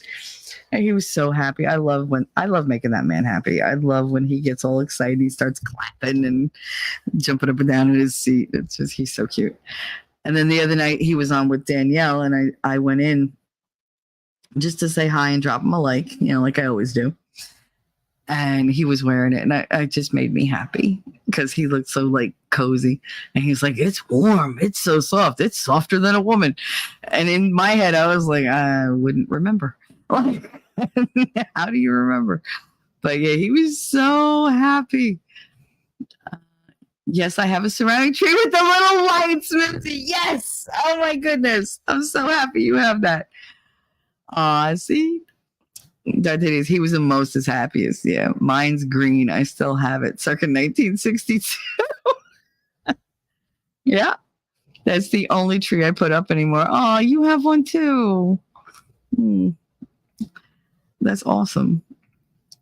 A lot of people don't have that kind of stuff. I mean, there are certain things from like that time that you have to hold on to. And I'd be devastated if something happened to that. I have that. That's so well like packed. I have that with all her like Waterford crystal and whatever. Like I have really nice things. I do, guys. I have really nice things. But I have children and I have cats and I have nowhere to hide anything or protect anything. So everything's still in boxes. There are boxes that have been packed away for 24 years. I know what's in them. They're labeled. They're in my closet. I can't fuck with them. Like I'm not going to lose everything. Like I have all her, what was it? Mikasa vases and like all her crystal shit and like all that stuff. Because who was going to take it? I lived with her my whole life. You're going to walk in here and just take shit? Get out of here. Like, no, this is my house. Fuck you. Lady Awesome. With my older kids, I decorated our Christmas tree with ornaments that my mom sewed from when I was little. Aww. I still have one decoration left that I made in grammar school with, of course, macaroni. Because what else did we make in school? You cut out the star and you put the macaroni on it and you spray painted it gold and that was it. Like that was your ornament to take home. But no, I still have that. It's seen better days and I've had to reinforce the backing, but yeah, it's missing quite a few macaroni. But every time my son sees it, he's like, I can't believe that you made this. He's like, this is what they called art in your day? Yep. That's what Catholic school called art. We didn't have time for art class. We only had class. We had art class, I think, like once a month if the teacher remembered. And if she was behind on her lesson plans, fuck your art class. And She'd be like, nope, take it home and make it. Okay. Mimsy, I like the headband idea, Shelly. Yeah, it's really easy. It's just a 3, maybe 4-inch strip, and you just make it, circular. You could either do it in circles going around, or you could just make it in lines and then connect it at the end. And you just make like the flower or the bow or whatever, and you attach it. But you can make all different colors. You can make one tie-dye with the yarn, like to make it look that way. It's good. And, it doesn't mess up your hair all the way. It's basically like on your forehead and like your ears and the back of your head. And I mean, these girls in school, they'd wear it all day because we had horrible heat in school. So they would wear those all day to keep their ears like, plus it blocks out a lot of the noise. I mean, that was nice. And then when they started with like, earbuds and stuff like that, it would keep the earbuds in. It didn't knock them out. Like when you move with the hat would move and knock the earbuds out. These stayed in place. And they were so easy to make. But I made so many of them. They were like, "Can you make one for my sister?" Yeah. Like what? Like this sister wants it. How many sisters you got? Like 4. Oh, great. But it kept me busy. So I was like, whatever. I'd rock a Mimsy headband when I'm sweatband in Call of Duty. I mean, that would work. It would work. And you don't have to use regular yarn. You can use all different kinds of material. They sell regular fabric yarn instead of like woolly yarn. Lady Awesome, I tend to let my husband do all the decorating and stuff you want to do when you're a first-time parent. Yeah, the younger twins are my husband's only kids. And I did everything for my older 3. Yeah, I get that. I do. I get that. I get that a lot. I don't know. It was difficult. It was so much better when I had like the family and everybody else around. When it was just me and the kids, it was like, all right, I did the best I could, but it just wasn't the same feel as everybody coming over. And, we had like the Feast of the 7 Fishes and all that. I had like the simplified versions of those, like, because my kids weren't big on all the different kinds of fish. They weren't going to eat filet of sole. They weren't going to eat like alige, which is anchovies in Italian. They weren't going to have any of them. Like they'd go for the crab, lobster, shrimp. Yeah. But I had to switch to shellfish for them because they didn't like regular fish. Like I love sea scallops. Clam strips. You can make clams on a half shell, stuffed clams. I mean, we had everything. My kids don't eat that kind of stuff. Like they like shellfish, and it's just like, okay, I get it, but you gotta like expand your palette. Like, what the fuck? Mimsy at Darth Hideous, what colors you like? He said, "Oh, I'd rock a T3 sweatband too." Oh, that's nice. If I only still made them. I would like to get back into crocheting only to keep my hands busy, but to keep my mind like, because you have to count and everything else, and it kind of, it engages you. There's a lot more work that goes into it than you would think, because you have to know all these different stitches, and you have to know all these, you have to count, and you have to remember to do this, purl this, blah, blah, blah, blah. Knitting is not my thing. Ever since I put those knitting needles through my freaking thumbs, no, I hate knitting needles. I have them. I can do them, but I suck at it because I get to like, I don't know. It's a trauma thing. It's a weird trauma thing. I like red and black, oddly enough. You look at his avatar if you ever forget. It's just look at his avatar. Oh my God. I thought everyone had that tree. I do. Oh, this is making me so happy that more people have that. Malort. I mean, yeah, Malloy. I know. Why do you have to say Malort? You know that makes me want to like puke every time somebody says that, because Malort is the most disgusting drink ever. God. Every time Nick does it, I'm like, no, don't do it. I can't watch because I know what it tastes like, and I'm just like, oh no, worst drink ever. Nobody has your wood fall. Nobody. Well, I think Diva gets it. Hi Shelly, same here with my mom's stuff, but they're in boxes. Yeah, everything's in boxes. It's like I have so much nice stuff and I can't even get to it now. At this point, it's at the back of my closet. And it's just like there's so much. I have a huge walk-in closet in my bedroom, like right off my bedroom. It honestly could have been like another little bedroom. Oh wait, never mind what I just said. I can't read punctuation at this distance. Nice. Art class hasn't improved in the last 30 years. I don't even think they have art as a program anymore. It's actually a regular class in most schools. Like they hire art teachers. And it's like, okay, you're an art teacher, but you don't know shit about art. Like you can do art, but as far as like art education, you can't tell them crap. Like what? So you know how to cut shit out. So do I. Don't make me an art teacher. They wanted me to be the art teacher in my school. Marty was like, "What? Please?" He was like, "You're so good at all that." No. Because see, this is something I enjoy. If you make me teach people at the snail's pace and see the shit they come up with, I'm not going to enjoy it anymore. Just let me have my thing. It's my thing. Leave me alone. Like, you just didn't get it.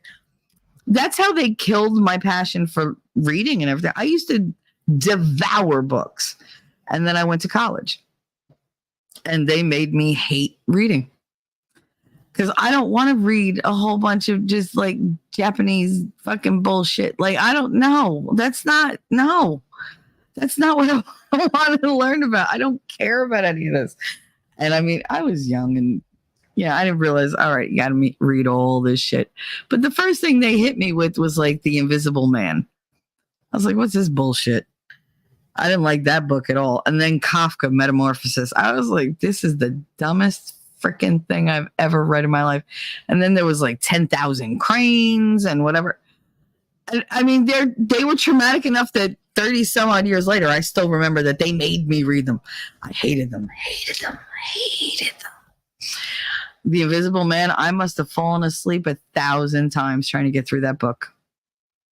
Lord, I would just start and I'll be knocked right the fuck out. And I never slept in college. I mean, in the morning, yeah, but at night, no.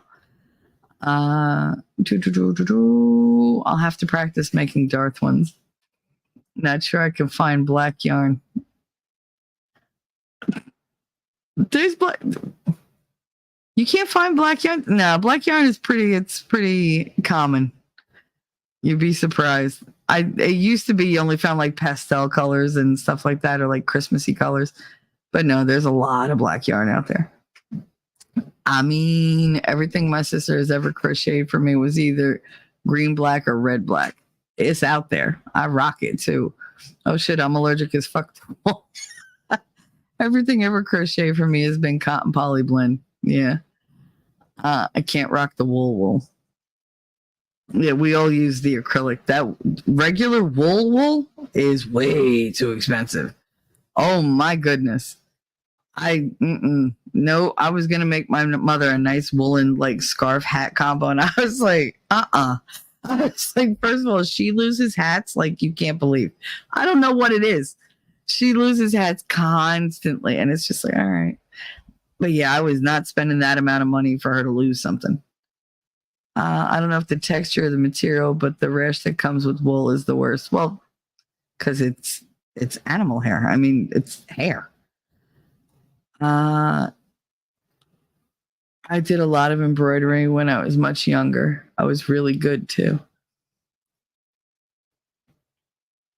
Well, Mr. Miller is kind of I'm not saying that. I'm not saying that. I used to do crocheting to not crocheting, embroidery, cross stitching.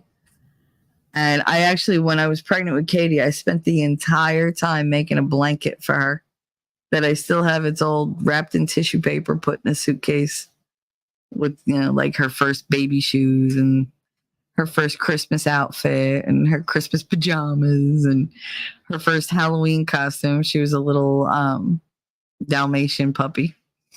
It's like all her first stuff. It's all in there. And Connor has a similar suitcase.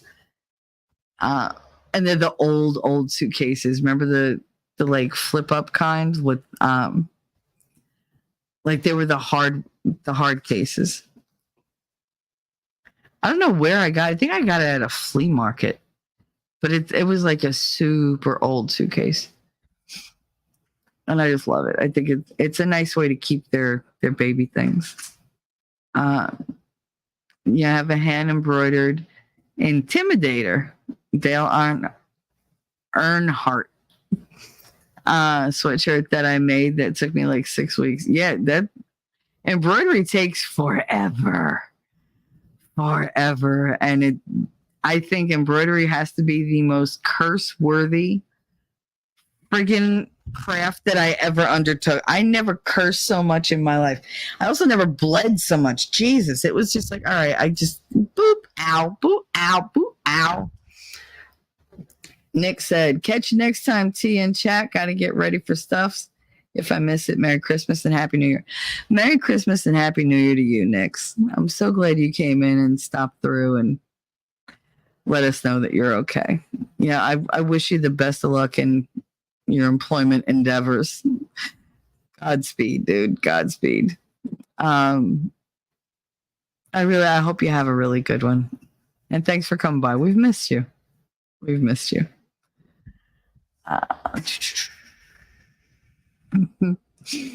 hung it on the wall rather than wore it. I have a friend that makes little beanie hats to donate for babies at the hospital, Mimsy. Oh, that's so sweet.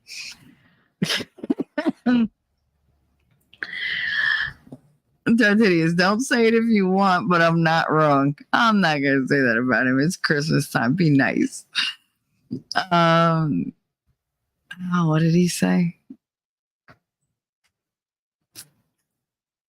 Well, Mr. Malort is kind of disgusting pervert. Just kidding. Or am I? That's not nice. I don't like to silence anybody, but that's not nice to say about him. And he's not a pervert. He's funny. That's all a bit for him. And let me tell you something. If he is, well, good on him, because I've never seen a man with so goddamn many women throwing themselves at his channel. I'm like, really? I don't get it. Embroidery equals ouch. Correct, Shelly. That's why I gave it up ages ago. It really did. It messed up my fingers bad. Like I had freaking, oh my God. It was horrible. Mimsy, aside from the blankets, I'll start again with headbands. Thank you for the idea. You're welcome. They are a lot of fun to make, and you can make tons of them really quickly. So, I mean, and they're nice to have. They're a lot easier to like roll up and put in your pocket too. They don't take up as much space. The main thing that people used to have me make for them were the infinity scarves. The scarves that don't have two ends. They're just this big circle and you just keep wrapping them around. And people had them different. They had all specifications, who wanted what colors and who wanted like the long, thin ones, or they wanted like shorter, thick ones, or they wanted ones that were like a foot wide so that they could pull them up over their head and use them as like a hood and then just put them right back down. Mimsy, aside from the blankets, I'll start again with the headbands. Thank you for the idea. Great for when watching Face. Oh, when watching. Girl. Great for when watching Face, too. Oh, yeah, infinity scarves, another good idea. I said kinda. Just saying. I know. Everybody's got a little disgusting pervert in them, I think. Does it count that I was married to one? Just saying. Because, I mean, that should count for life. A day in the life of that man should count for life for me. So I think that was enough. All right. So what the hell else went on this week? I had a whole list. I wanted to talk about like the Jonathan Majors thing. Anybody else see that? apparently, like I'm not making any judgments. I'm not trying to like, assume anything. All I know is he plays Kang in Marvel. Darth, I like a beanie for outdoors and a headband for indoors. Yeah, so you let some of the heat out. Otherwise, you overheat. But yeah, so this guy, Jonathan Majors, he's a black guy, a black actor who plays Kang on like Loki and like the multi-universe and like all of the Marvel movies that are coming out. He's going to have a whole Kang dynasty.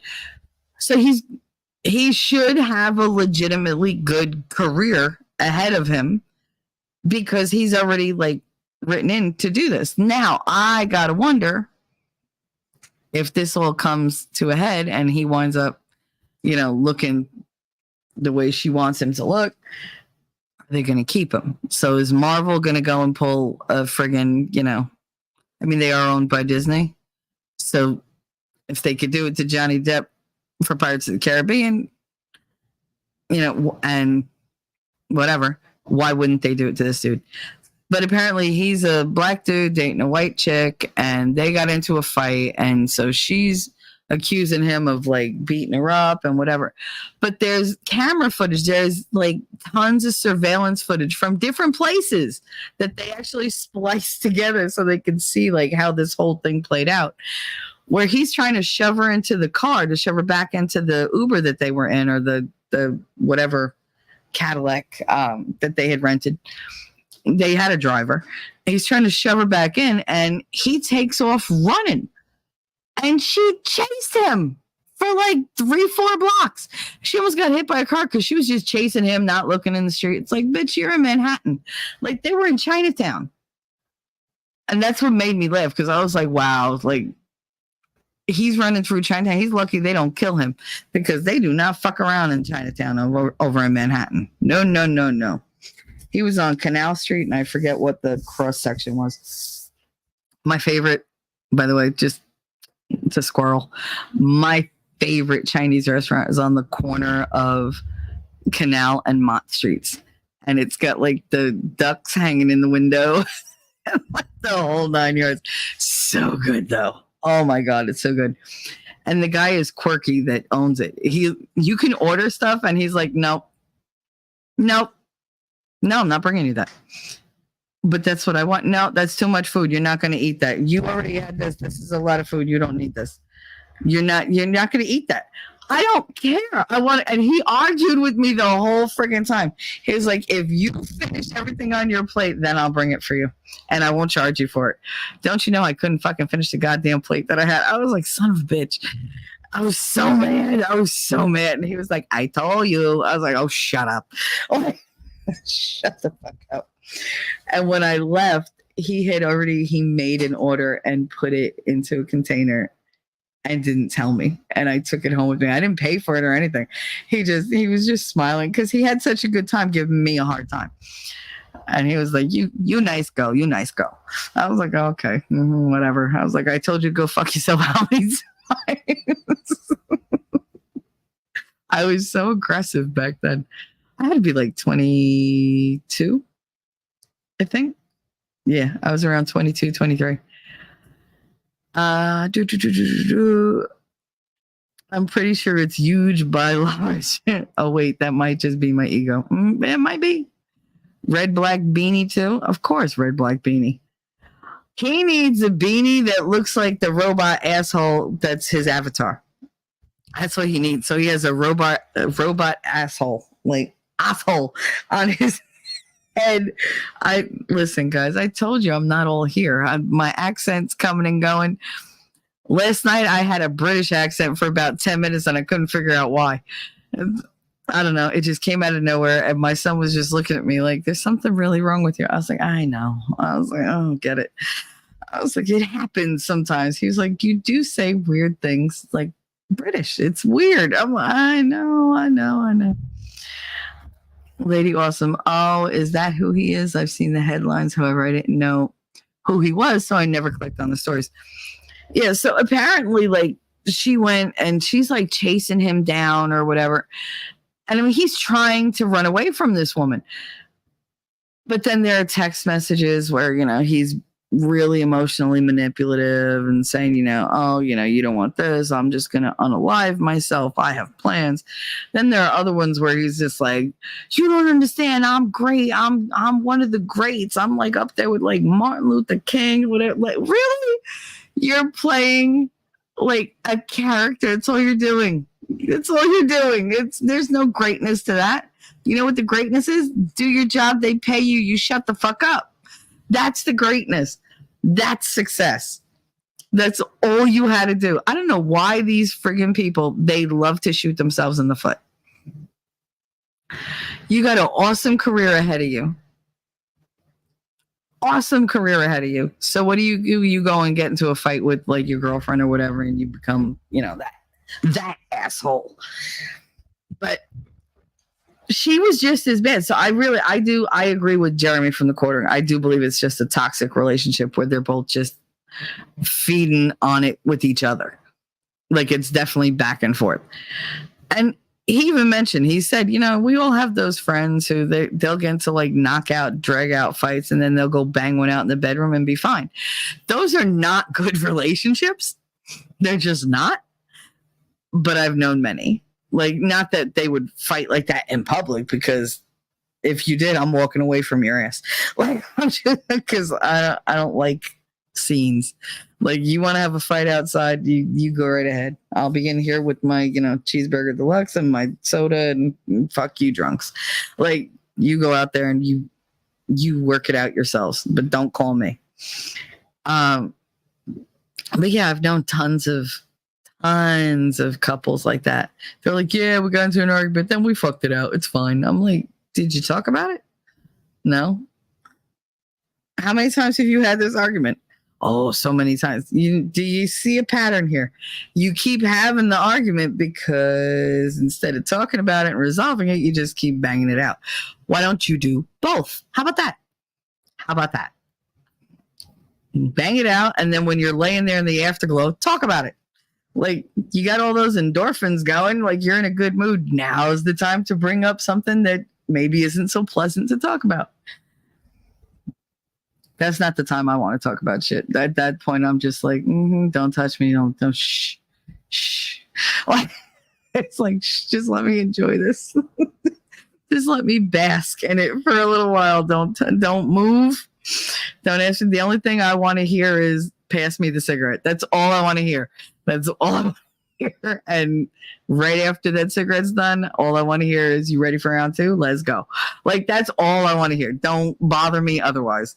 I don't want to have in-depth freaking... I used to hate that.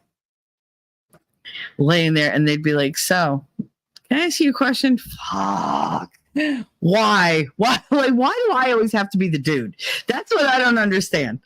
Why do I have to be the dude? Why are you a girl in this relationship? Why do you have to ask me all the emotional questions when I'm sitting here like blissed out and I'm happy? Leave me alone. Just leave me alone. Hell yeah. Leave me with my cheeseburger deluxe, my soda, my 19th, and I don't want to go to jail for somebody else's stupidity. Yeah. I mean, is it so hard to envision? I mean, really. That would be so dope, T3. Think it would be a lot of work to do, though. Not really. You just have to know how to incorporate the colors together. More than I'd be willing to do. The last super dope beanie I had, that was one my sister did with the Super Mario getting bigger red mushroom.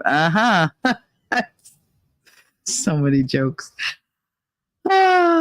This sounds like the history of most of my relationships in my 20s. I mean, yeah. I mean, when everything's dramatic. Oh my God. Everything was dramatic. That wasn't me in my 20s. That was more my teens. Pass me that bong. Listen, we used to just, oh God, the fights. But I mean, this girl, she had it looked like she had a broken finger. She definitely had black and blues on her fingers. She had bruises on her neck. Yeah. So she went to the cops, and apparently she had gotten a head injury from him. like earlier on, and she was like, I really need to go to the hospital, but don't worry, I won't tell them, that you did it or whatever. Yes, you can ask me a question. The answer is no. I mean, unless the question is, you want to go again. That's the only appropriate question to ask after sex. Well, do you have a cigarette? And do you want to go again? I might, if I'm in a really good mood. And he says, can you make me a sandwich? I might get up and make one if my legs are working. And here's the thing. If my legs work enough for me to get up and make you a sandwich, you didn't put enough work. I'm going to tell you that right now. I need that 10 minutes of just I'm floaty right now. Stop. Just leave me alone. Let me enjoy this. I'll feed your ass in a minute. But yeah, no, the whole toxic thing, it's, if you're not happy with somebody, why stay with them? If they aggravate you all the time, love only gets you so far. If you're not married to them, you don't have kids with them, you're not like, financially completely interwoven with them, there's nothing stopping you from walking away scot-free. So go before you lose your temper, before you do something really stupid that might be out of character, which now that will become your character. I know, too many jokes. I know. Shut up. You threw me off. Damn you winning. Yeah, just walk away. Just if it's a bad relationship, just walk away. Once you raise your hand to one another, you're done. I'm sorry. I don't think there's any going back from that. I really don't. Because that is such a violation. You don't deserve that sandwich. It's true, though. If I can walk, fuck you.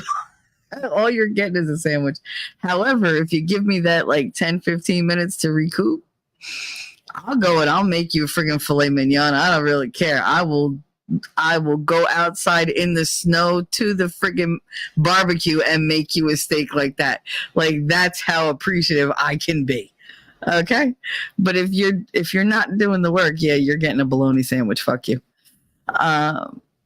Lady Awesome, never heard that before winning turned you off. My apologies, I couldn't help it. Never heard that before winning turned. He didn't turn me, trust me, he don't turn me off. That's not an issue. He threw me off. He threw me off, which he does all the time. But he threw me off topic. That's what he does. I like when you get sassy, Lady Awesome. That's fine. Just go ahead. Be a wise ass. It's fine. I might take it to the fence. I don't know. So anyway, so this dude, yeah, he was running down the street and this bitch took off after him. And I was like, stop. Like, she literally just ran into, and I'm like, what do you think you're going to do when you catch him? He's twice your size. What are you going to do? You're just going to sit there and ineffectually hit him? That's only going to piss him off. And then when he hits you back, he's wrong, right? I think they're both wrong. I don't think anybody should be hitting anybody. I mean, spanking is fine, but hitting somebody for like out of anger? No. You just don't do it. And you shouldn't be in those relationships. What else was there? Oh, this amused me to no freaking end. So we all know that the Biden impeachment inquiry was approved. The GOP's got that pushed through. But the Hunter thing. I'm sorry, I laughed for a good 15 minutes when he did that press conference. I'm here to answer all your questions and blah, blah, blah, blah, blah. And, you're coming down on my dad for just dadding too hard because he just loved me too much and blah, blah, blah. Shut up.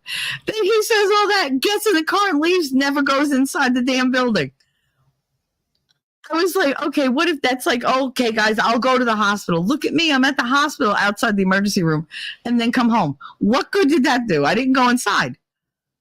Nothing got accomplished. So, I'm here. I'm here to answer questions, but apparently not for the hearing. I'm just not going. I don't care that they subpoenaed me. Fuck them. I'm not going in.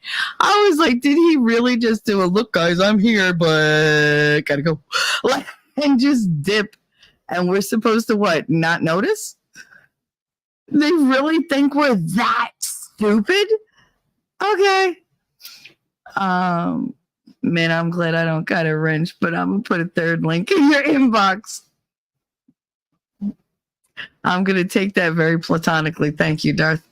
But yeah, no, because that just sounded dirty for some reason. I don't know why. But yeah, no. I was like, this motherfucker, he really just, hey guys, look at me. I'm here. I'm proud. I'm strong. I'm courageous. I'm here to answer all your questions. Put me back in the car. Really? You cowardly crackhead. But yeah, I was hysterical. I was like, he really just did that. Really? So typical of that whole freaking side. Like, are you kidding me? You put your hands on me, you're wrong. You go to sleep, you're bad. I said one of the scariest things that my husband said I ever said was, no, it's fine. You look tired. You should go to sleep. He didn't sleep for days. He was like, no, like, my wife's crazy. I wasn't. I mean, there were many times, let me tell you something, I contemplated going to jail. Many times. I was just like, but when you parade other females like in front of your wife and tell her like all the details of all the shit you do, you really got to expect she's going to want to kill you at some point. And I did many times. And the only thing that kept me from doing it was, who's going to watch that kid? God damn it. Like, because I don't mind going to jail. And if it's for my kid, I'll definitely go to jail. But no, I needed to be there for Katie. And it was like, oh, by the grace of God, go you. Like, like, I know I'm capable of it. There is not a doubt in my mind. But I don't want to do it. I just know that if I did it, I'd be like, yeah, I did it. Same way I do everything else. So impeachment inquiry, that's exciting. And way too freaking late. Way too late. The Vivek thing with CNN, when he was talking to that reporter. First of all, she's standing, I can't remember her name, but she's standing there with like all these big papers in her hand. And I'm like, could you not afford a teleprompter? Was this so last minute that you just were like, oh, fuck it, let me write it down? Like, it was very unprofessional. It was very tacky looking. And she was like, I don't want to interrupt you, but she kept doing it again and again and again. And I was like, if you don't want to interrupt him, shut up. Like, shut your mouth for a little while. Nope. She was all, no, you're not, da, da, da, da, da, da. And she was like, you're not following my lies, God damn it. Can you please follow my lies? He was not having any of it. He was like, no, it was an inside job. Blah, blah, blah, blah, blah. I love it. I love when Vivek goes up against them. It's great.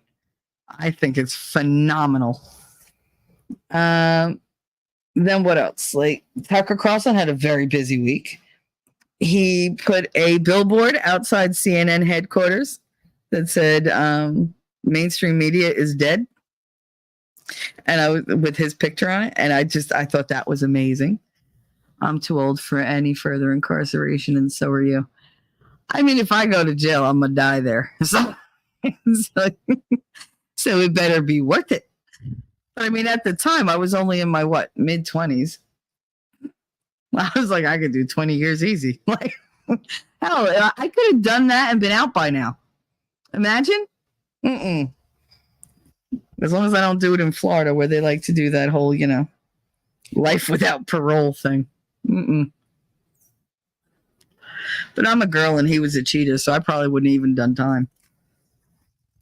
They probably would have been like, yeah, suspended sentence. You're fine. Be like, we'll just call that assault. Call it self-defense.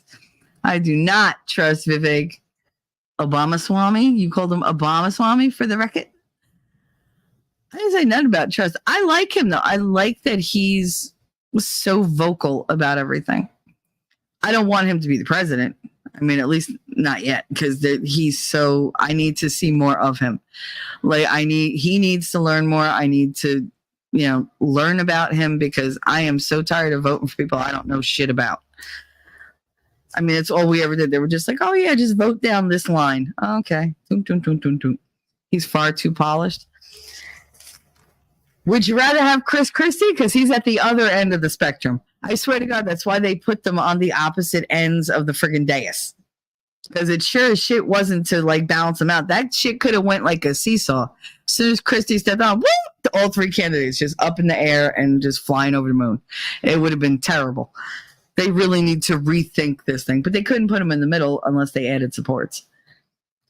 What killed me is you all don't have a backbone. I'm like, bitch, you're the one that's been leaning on your podium for 2 hours because your ass can't stand up straight. Lady Awesome, absolutely. Darth Hades, he sounds way too much like Obama, leaves a bad taste in my mouth. I think he's young and he's very zealous about the things that he's uncovered, and I think he talks too quickly. Like he jumps in and says things too quickly, and they might come back and bite him in the ass. But I like the way he is. I like how balls out he is.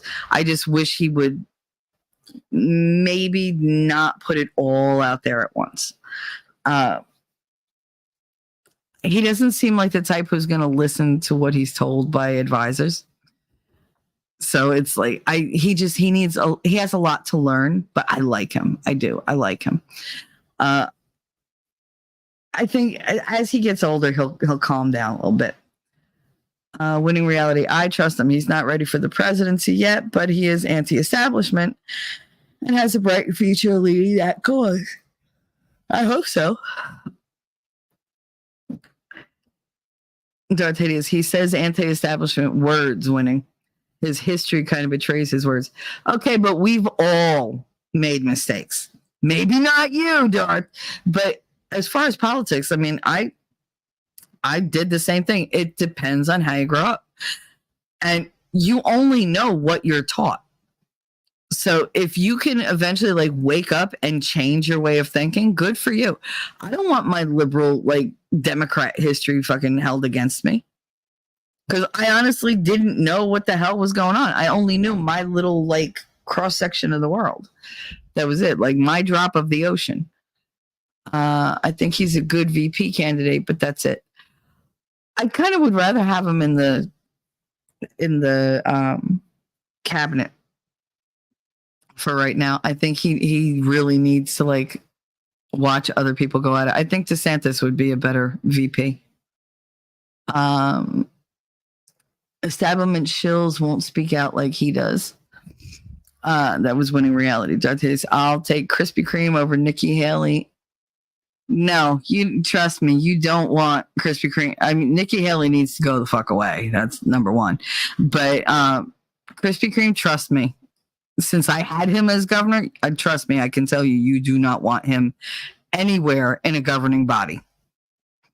Winning Reality, I've been in the game long time. He's a real one. Yep. What Darth Hideous said from Lady Awesome. We agree to disagree, which is a great thing.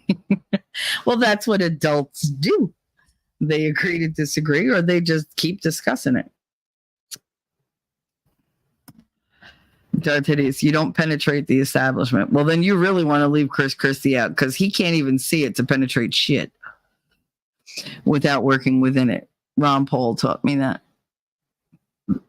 Oh. Well, we like Ron Paul over here. I love that song. on, Paul. But y'all can do your politics thing. That I just wanted to bring that up because I thought it was interesting.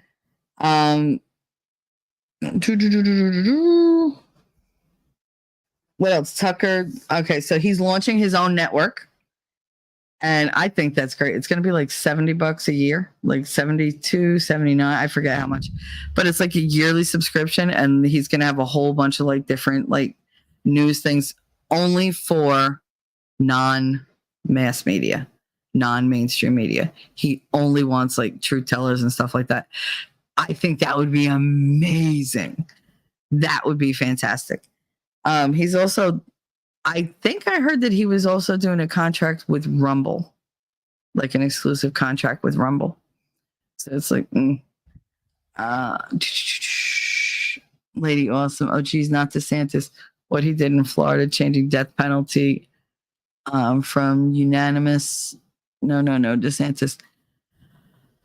I don't know. Nikki Haley is WEF. Christie is an establishment neocon. He's a waste of fucking space. Amateur expert hour. Haley is worse than Christie. Haley is a war hawk. Yeah, that's all she wants. She just, whatever they want her to do, she's going to say. I don't trust her as far as I could throw her. And I mean, she needs to lay off the Botox a little bit because I'd really like to see any expression on her face other than like disgust. Because that's the only expression I ever see on her. How are you gonna like govern people when you're looking down on them all the time? Like you're answering questions like, how dare you ask me?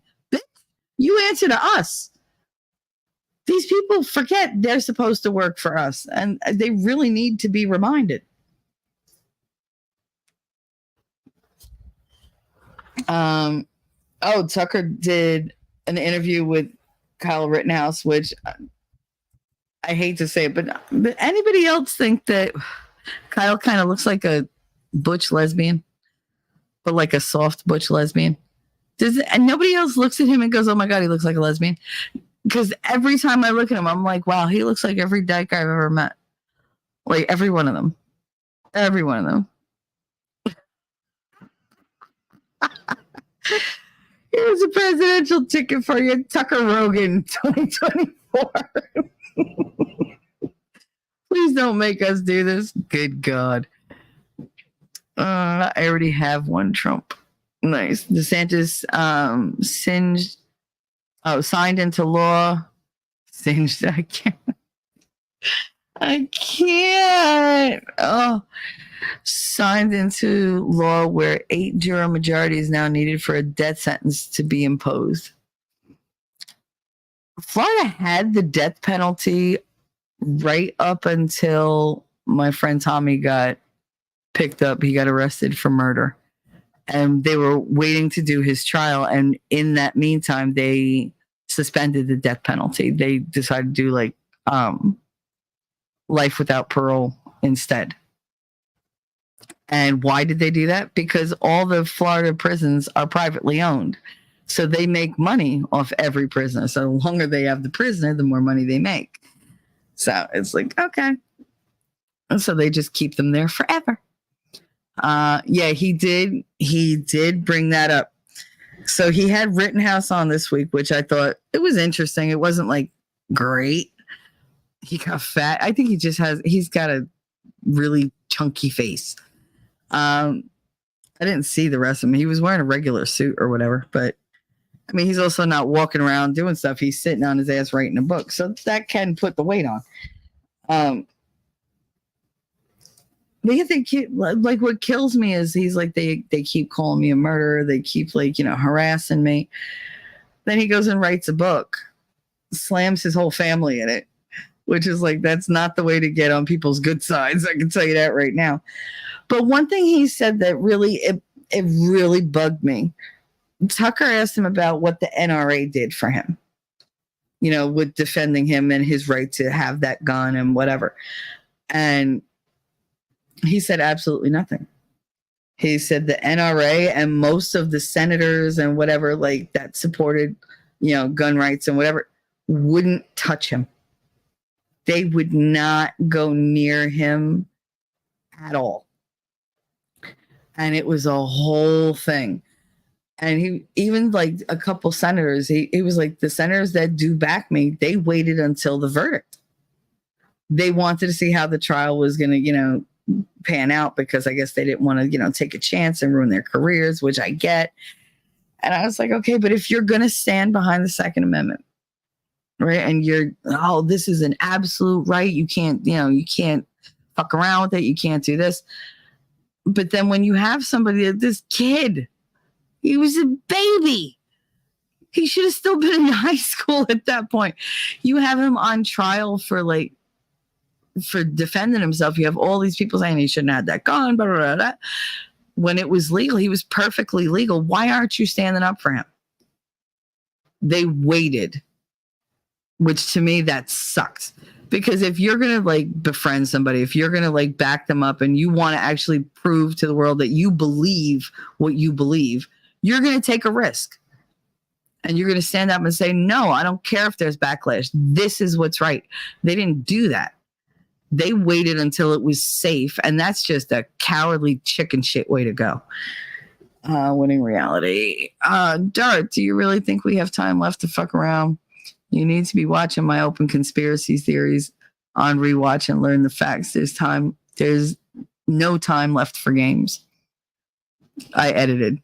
Winning. I have no hope for saving the system. I have taken steps necessary to be as well prepared for collapse as I can feasibly be. I love that you have hope still. I don't. It's that simple, basically. Simple as that. I mean, it sucks if you don't have hope. I have kids, so I have to have hope for the future. I have to do what I can when I can, every time that I can. And even in the smallest of ways. I mean, I'm not the mouthpiece. He's better at that. But I'll promote it. I will push it. I will send him all sorts of things that I find, because I believe in it. I don't feel confident in the information that I have because I'm too freaking new at it. But I mean, I know what I support. I know what I believe, but belief that changed. It took a long time. It took a long time to change my beliefs. So he's the one that goes out there and says all the information, and I'm sitting there going, rah, rah, because, I believe in it, but I don't know it. Because at the same time as I'm supporting it, I'm also learning and learning and learning and learning. He said, LOL, there's no hiding anymore. It's not about hiding. You won't survive. It's about making yourself a hard enough target to make it not worth the effort. Watch last Wednesday's show. And if you're a non-threatening hard target, you'll be fine. I don't think they care if you're threatening or non-threatening. You're one of the masses and you must be destroyed. I can do primitive. You can do caveman. You're going to go all Clan of the Cave Bear or whatever the hell that thing was called. I forget I don't even know what movie I'm referencing, because I'm just watching you two go at it and it's funny. What else? Yes, I was really upset the NRA did nothing for him. Really, that's your whole friggin' spiel. And nothing. Totally abandoned the kid when you were the one voice that probably could have helped him. But no, that's fine. Whatever. You don't understand the method that'll be deployed. You'll be an easy target. Yo, it's like you knew. How you doing, honey? Happy Friday.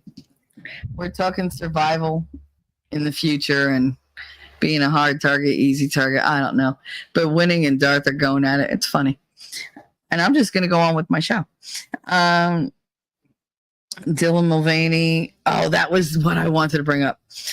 Did any of you see? Now, this dude got Woman of the Year. He got all these things. Single-handedly destroyed Bud Light. All of that. He got booked for a Penn State lecture. $40,000 they paid him. 12 people showed up. And I mean, they were expecting like, crowds. Nothing. 12 people. 12 people showed up. What the hell? And they did the whole, like, they show you the framing, how manipulative the filming is, because he's like on stage and he's like, look at me in my Penn State gear, and I have like my little bandeau here covering his non-existent titties. I have my little skirt and I have my Penn State shirt. And who are we promoting? Oh, look, and I have these heels on, and it's just fabulous. And I'm just so happy to be here. And y'all are so great to come out for me. And then they panned the camera around. The entire hall, the lecture hall, was empty. There were chairs like in front. Nobody was sitting in them. Everybody was like standing there's like 12 people. But they're standing there like, oh yeah, like doing like the golf clap. Yeah, like, stop. He got 40 grand for that bullshit. So they were like, they went out, like Benny Johnson sent people out to like ask students and everything, like, how do you feel or whatever. And they were like, what do you mean he got paid 40,000? That's more than I make in 2 years. They paid him 40,000. Who is he? Like, they had no idea who he was, because people who go to school to actually learn don't know who the fuck he is, because they're busy learning. But yeah, that was a whole thing. But oh my God, it made me laugh. It made me laugh. That's great for you, Darts. Some of us have kids and want to future them, so we're going to fight now. Okay, I'm not telling you not to. I know you mean well.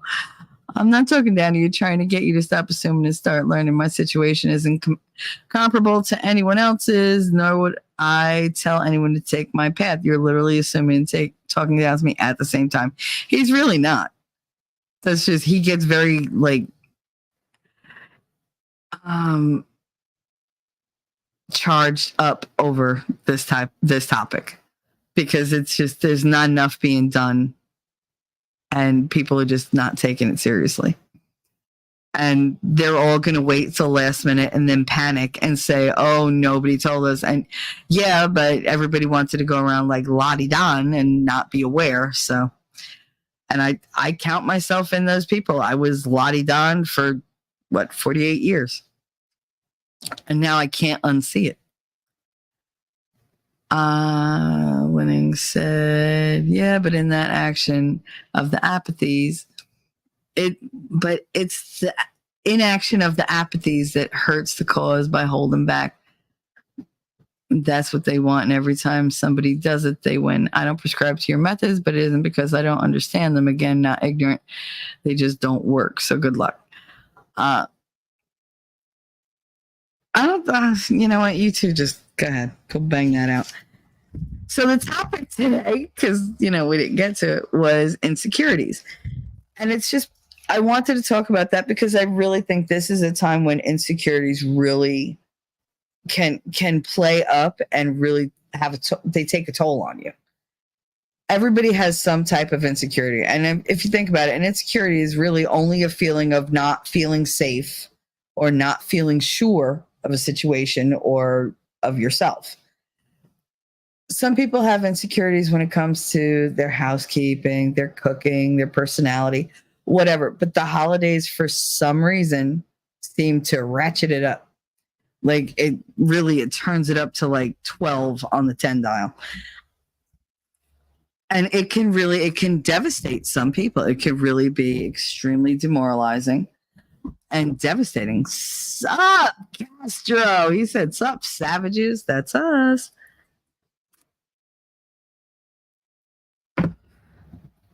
Yeah, what I wanted to say about insecurities is, like, with me, around this time of year, I do get very like antsy, because this has always been a high stress time of year. There was always a lot to do, as a kid, and even growing up. Like, I've always made like all the cookies. I can't do any of that this year, and it sucks, because I used to make thousands of cookies. Granted, I don't have to make thousands of cookies anymore. I could just make one batch and be done. But I don't know, like the expectations for this time of year, the anticipation, it's always stressed me out. Always stressed me out. I stopped getting like decent presents from my family when I was about 14. Got his pub. Happy Friday. So I stopped getting decent presents when I was like 14, like right after my father passed away, right after daddy died. And like you wouldn't believe some of the presents that like my family gave me in front of everybody.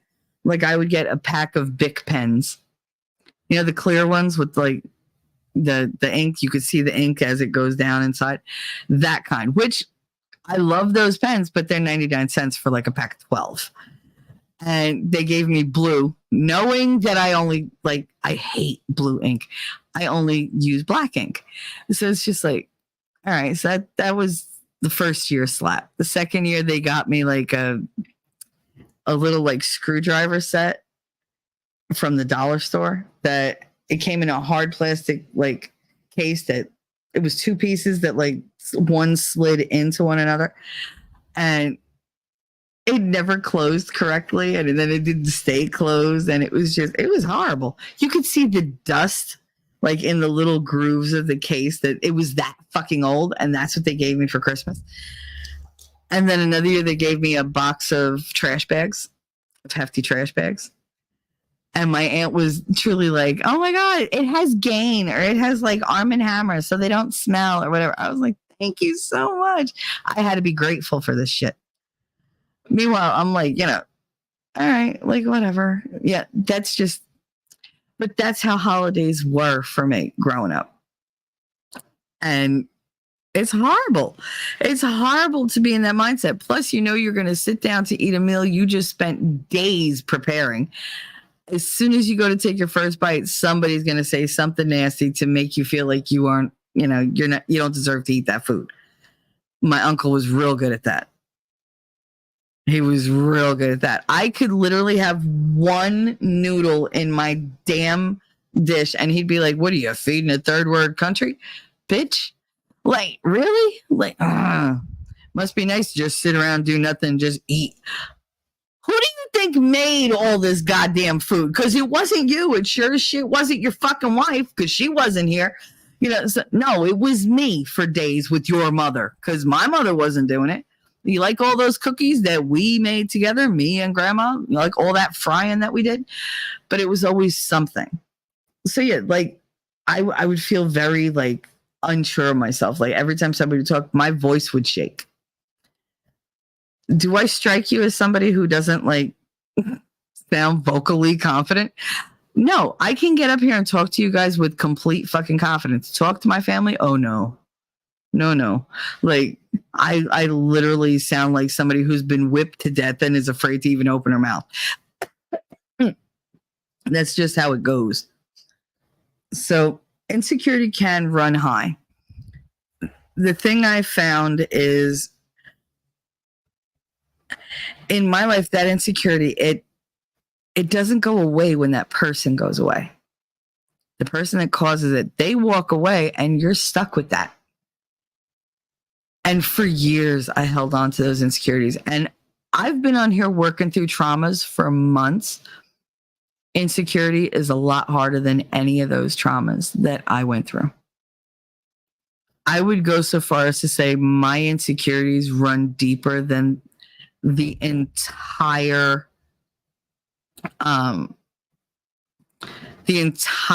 culmination, like all my traumas put together.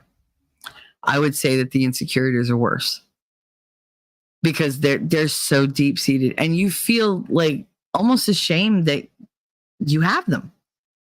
It's so weird. One of my biggest insecurities is always not being good enough.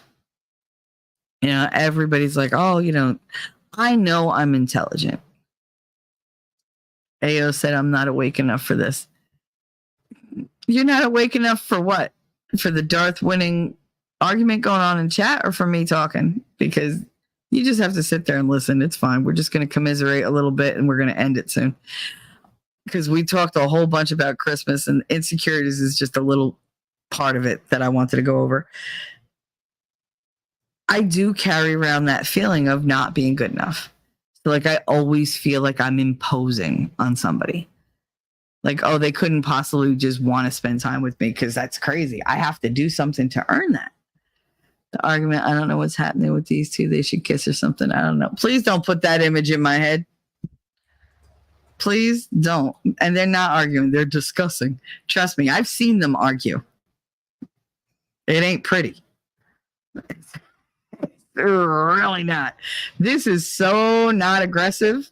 It's so nice to see, but I can't, like, I'm not paying attention to it. Because that was not the point. And these two love to derail my shows. Love to derail. So they're going to sit and chat and do their thing. And that's it. Gutters Pub. When you talk about your past, reminds me of when I lived with my dad and stepmom for 9 months.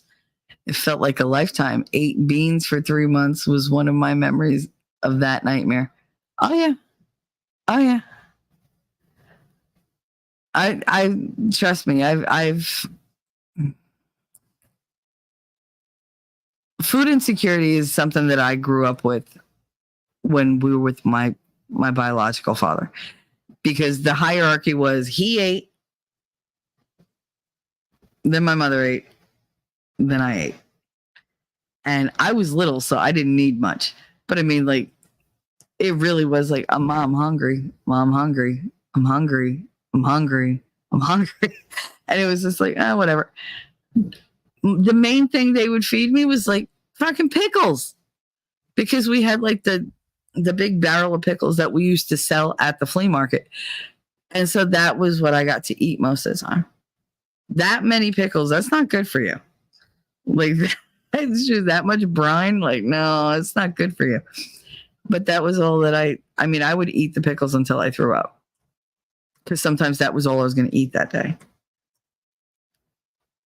And I mean, my grandfather I told you, he used to come by and leave money in like the coffee mug. He'd tell my mother, oh, you don't offer your father a cup of coffee? Oh, yeah, wait, that. And, she'd give him coffee, he'd drink it. And then he'd go, all right, I got to go. And he'd run out the door. And when she went to go wash the cup, he'd have like a couple $100, bucks from my food. Because he didn't want my father to know that she had the money, because it was for my formula. It was for my milk. So they switched me off of formula like only a couple months in, when you're not supposed to take them off formula, and put me on regular milk because it was cheaper. They couldn't afford the formula. I needed formula with extra iron because I was, borderline anemic. No, we'll just switch it to milk. Just throw some rice in there. Oh, if she gets bound up, throw some barley in there. Whatever. To this day, I hate barley. Hate barley. Lady Awesome. So we're talking about pickles. I only like dill and sour pickles. Oh, no. What was my favorite? The garlic dill. Oh, my goodness. They were so good. But I don't like smushy pickles. Like, you ever get like the ones that you bite into them and they don't make a sound? That's very not satisfying. I like if I'm biting into a pickle, I want it to go crunch. Like the plastic pickles, they're awesome. They crunch. But yeah, no, we sold, and I mean barrel, like the big freaking barrel. Like I needed like tongs to like get in, like long tongs to get into the barrel to get the damn pickle. But I used to sell them 10 cents each. If I was being a bitch, I'd be like 15 cents, because I knew it was hard. People never had nickels. So instead of buying 1 pickle, they'd buy 3, because they didn't have nickels. So they'd give me 30 cents instead of 15. I wasn't dumb. Even then, I knew how to sell shit. I also knew as soon as I was done selling the pickles, I could go play. So I would just sell pickles like a motherfucker. Now I got an image in my... Well, you hold on to that image and you have fun with that, but don't share it, because I don't want to know. Gutters Pub. Yep, those are my favorite. I get the elite garlic dills, little baby ones. Oh, I never had the little ones. I usually go for the big pickles. Did you know that in Danish, pickle means dick? It really does. It means penis. It's like pickle or something like, I forget how they print it, but it sounds just like pickle. Da, da, da. All right, I am not participating in the winning dart thing at all. I keep trying to like not read it, but it's right there, and it's like, nope, not doing it, not doing it. So I am determined to stick to this damn insecurities thing. If I have to, I'll go back and read their shit, but whatever. I think we pick up insecurities and it's really, really hard to get rid of them. It's really hard to let them go. But I think one of the things you got to learn to let it go and just trust in the person, like the relationship that you're building with all different people. I mean, friendships, sexual relationships, intimate relationships, whatever, it doesn't matter. There's going to be moments when you're not feeling the most secure. And I tend to live in that moment. It's getting less now because I've worked through a lot, but still, there's still that little voice that says, they're fucking with you. They're trying to trick you. You know, nobody's ever going to want you for you. You know, you're not good enough. And that's a hard pill to swallow. It's hard to go through life like that. And you have to really look at yourself and be like, I can't, I'm sorry. I'm so sorry. But Don said, is it long? Oh, God. Somebody just pew pew me, please. I can't. I've had no coffee. I've had very interrupted sleep all night long, and I don't know that I could refrain.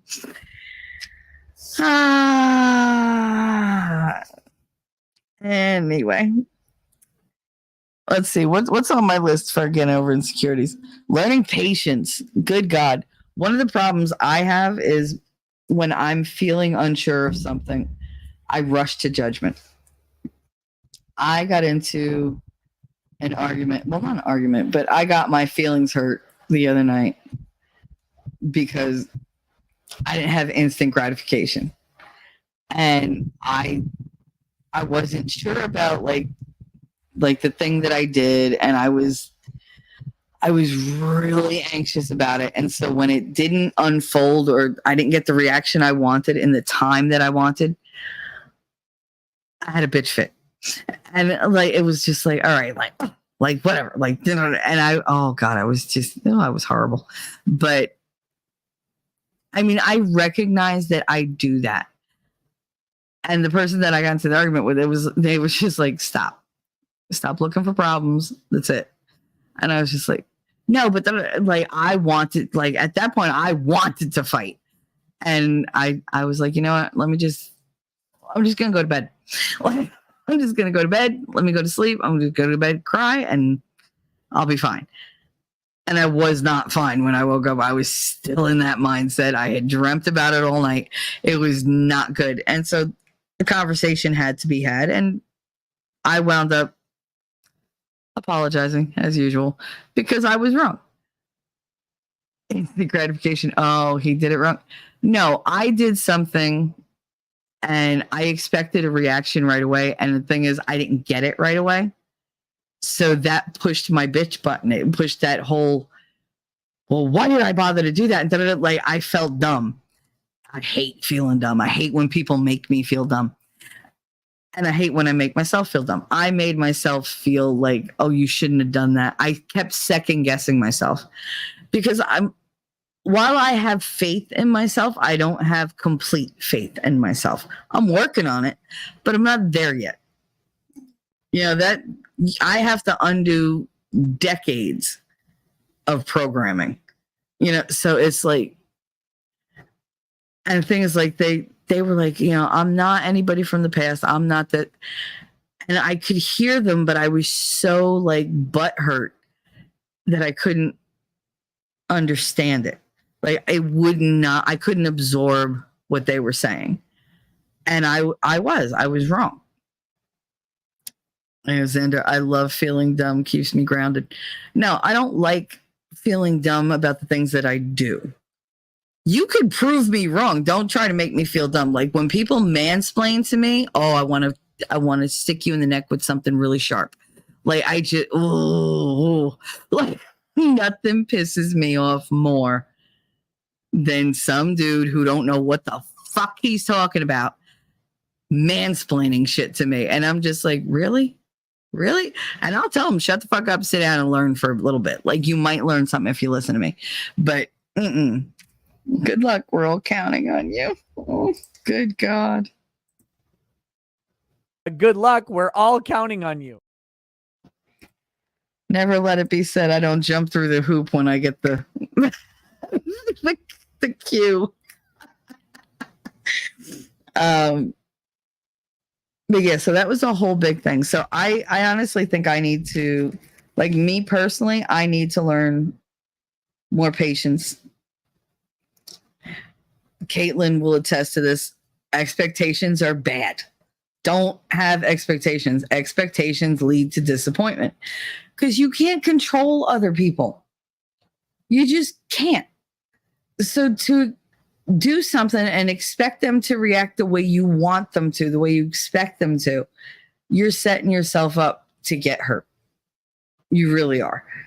So just do things just to do them.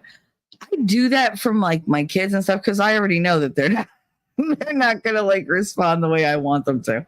It's just like, here, I'm doing you'll thank me in 20 years when you realize how hard it was for me to do that when you have to do that for your kids. So I mean, but I need to learn to not assume. I just have so much that I'm still working through. All those traumas that we talked about and everything else, that pain is still there. You know, that fear, I should say. The pain is pretty much dissipated. It's muted to the point where I don't even acknowledge it at this point. But the fear, oh my God, the fear is still there. So it's like, I have that knee-jerk reaction. Do not listen to women ever. Life advice. Listen, bitch. Don't go there. Do not listen to women ever. Whatever. Sometimes, sometimes you really should. You really should. Y'all might learn something. But nice of you to come on my channel and say don't listen to women. Thanks, Star. I'm just fucking with you, by the way. But don't listen to me. Since you don't, it shouldn't bother you. No, but I do have a very hard time, like, not overthinking things, not assuming things. If I don't hear it, see it, or can read it, I will fill in the blank. If you don't give me feedback, I will fill in that blank every time. That's not something I have a whole lot of control over. My brain already filled it in 100 different ways before, like, I even recognized it. It's an automatic kind of thing. And it's going to fill it in with the worst scenarios possible. It's never going to, my brain does not say, oh, they're busy doing this or whatever. She's going to do this or he's going to do that. And it's going to be great. No, it never goes there. It never goes there. It goes to the whole, oh, they're talking to this person and oh, they're going behind your back or they're plotting or they're planning or they're just, you're just temporary or you're just this or you're not really worth their time. So they're treating you like you're invisible, blah, blah, blah, blah. Like that's what goes through my brain. And at the core of all that going, because that's what you deserve. That's what you deserve. Aoxander, you have the same problem I have, T. You're like this because you're always seeking more information. Your brain is bored and wants more. Oh, absolutely. That's definitely a part of it. That's definitely a part of it. I listen to you just to reinforce it. You listen to me to reinforce that you should not listen to women, even though I give really good life advice on how to get over shit. She's chat TTT.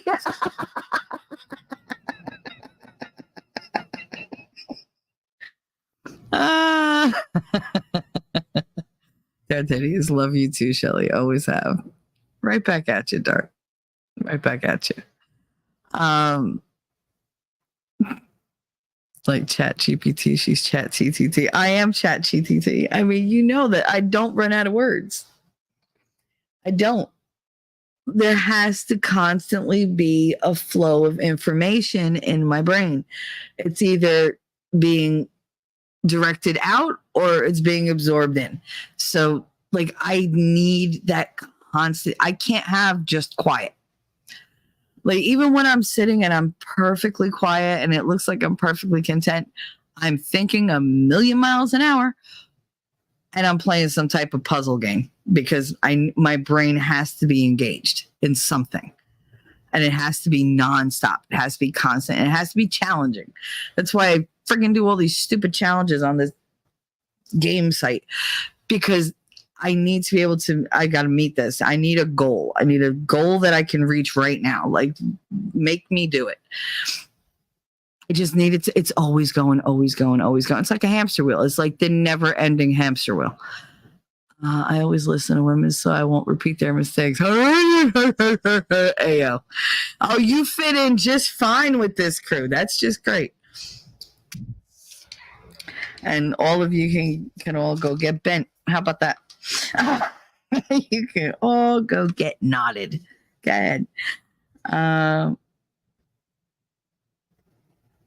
This is another one. Listen to see from somebody else's perspective. So you got to, well, you learn to see from somebody else's perspective. So what I've been trying to do is not think of just my side. You know, I'm trying. I mean, it's another information thing. I try to think, okay, you know what they're doing. So I mean, they're busy. They're doing this. Da, da, da. Maybe they don't maybe that wasn't the tone that they meant. Maybe that wasn't how they wanted to be received. It might be exactly how they said it and how it was received by more than one person, but maybe that wasn't their intention. What was their intention? Trying to figure out intention it's a double-edged sword because you could go either way. She means Christian love, Darth. Yes, I mean, absolutely platonic, like Christian, you know, we are humans together. You know, you're a good dude when you're not being a dick, Darth. Yes, that's what I meant. I didn't pay for a promo. Please don't give me one, but thank you. But what happened? Oh, because the Mimsy. Stop it. No, she knows she's allowed to put links. You didn't pay for a promo. Stop it. She's quite welcome to do promos on my thing. You get a free promo. You get a free promo and you'll like it. Dies suddenly. Why? Because you got a boost. Anyway. Y'all are making this very difficult for me. My flow is terrible because of you. Phrasing, Shell. Damn, I wish I would have used different words. Anyway. Another thing is to listen to what somebody's saying without defending yourself the whole time. Without being on the defensive. It's really, I found out that I do this all the time. That I listen waiting for the offense to happen so that I could jump on it and defend myself. Because that'll end the conversation. That'll keep me away from the parts I don't want to hear. That'll keep the conversation, you know, like where we're either going to go like no holds barred or you're just going to walk away and be like, I'm not having this conversation. So I listen for that offense to happen. I listen for one more thing to add to the pile. And I'm trying really hard not to do that. And I've been pretty successful. I think me and Michelle know what I live. The love that does not speak its name.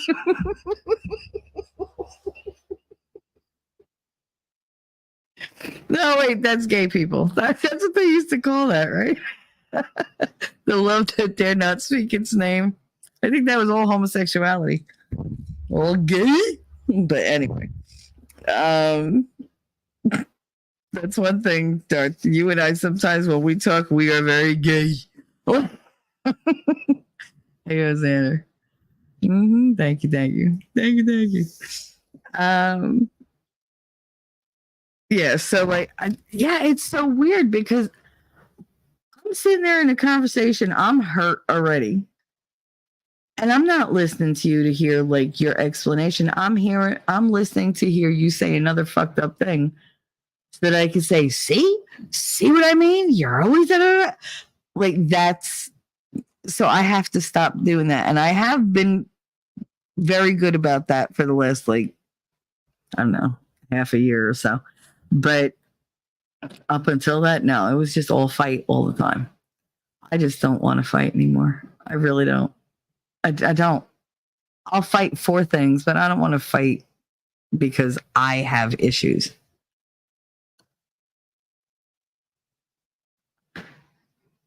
Darth Hideous. I think that's the nicest Christmassy thing you've ever said. Contrary to popular belief, I've never had any animosity or ill will toward anyone here, even winning. So it's like peace on earth, but like in YouTube. The Omni Coalition. Who hurt the Shelly? Do I need to make a phone call or straighten somebody out? No, Shelly hurt the Shelly.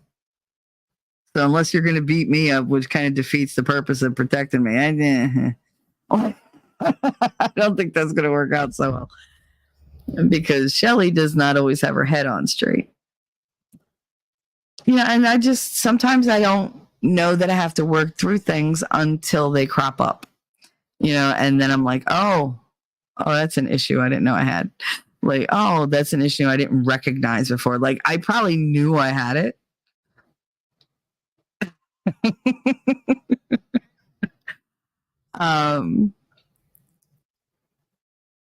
You mean the paradox? What's a paradox? Paradox implodes from the paradox.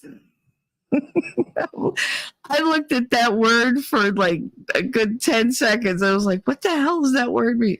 Paradox. You need my number, Omni.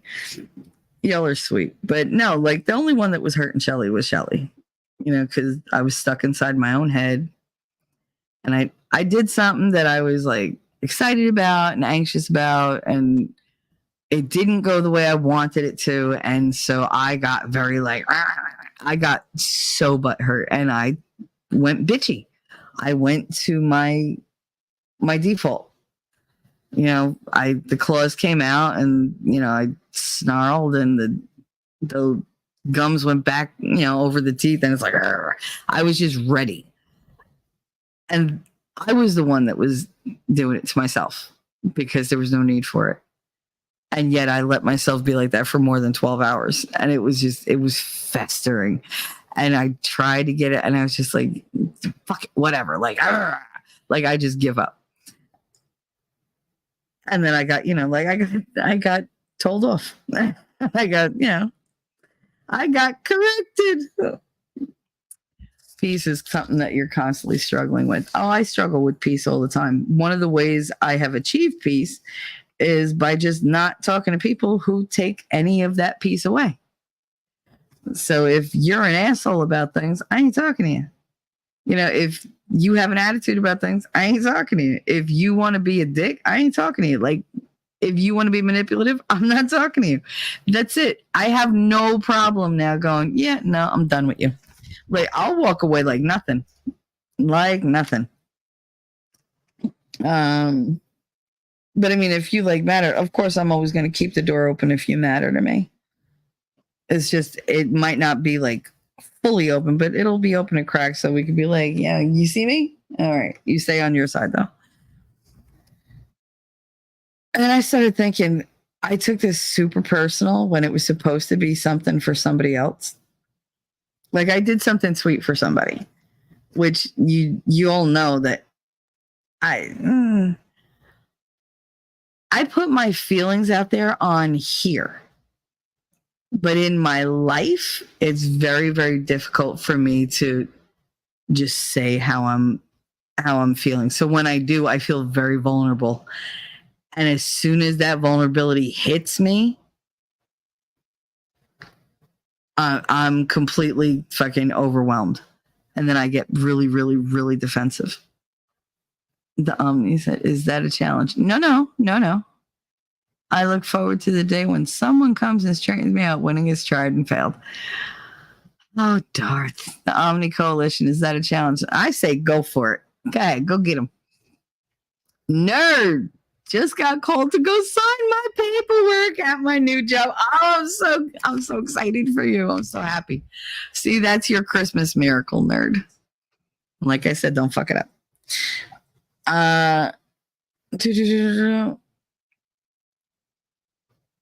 So another part of what I did was I shut down. I got my feelings hurt. I got into a fight. I got really not nice. And automatically all the shutters came down. And I was like, no, I'm just going to retreat into my little thing. And I was down to one word answers. Okay, fine, whatever. That was it. Cause I was already done. I was done. I was like, no, I'm done for the day. I'm just, nope. And I'm probably done for tomorrow and maybe for the rest of the week. I had already planned out my whole, I'm just going to stay by myself because this is the way that I don't get hurt. Blah, blah, blah. And I retreated into this really overcompensating mindset where now I'm just going to cushion myself in all this bubble wrap. I'm going to bubble wrap myself up and nobody can come near me, but I can't get to anybody else either. So I had to seriously take a step back and go, no.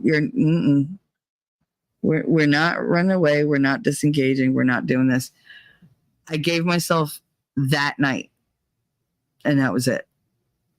I was like, you know what? You said your piece. You did your thing. You stomped your foot. You threw a fit. Go to sleep, stupid. And that's it. Just go to sleep. When you wake up in the morning, start fresh. Don't hold on to it. Don't do this. Don't withdraw. You reach out, which I didn't get to reach out first, but it was I was going to. And it wouldn't go away.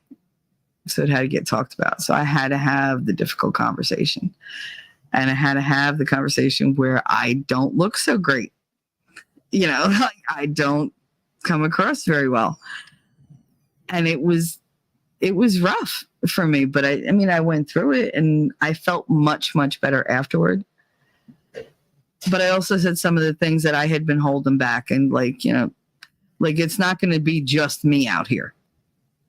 It's not going to happen. I'm not going to be the only one because that this is something about me that you should expect.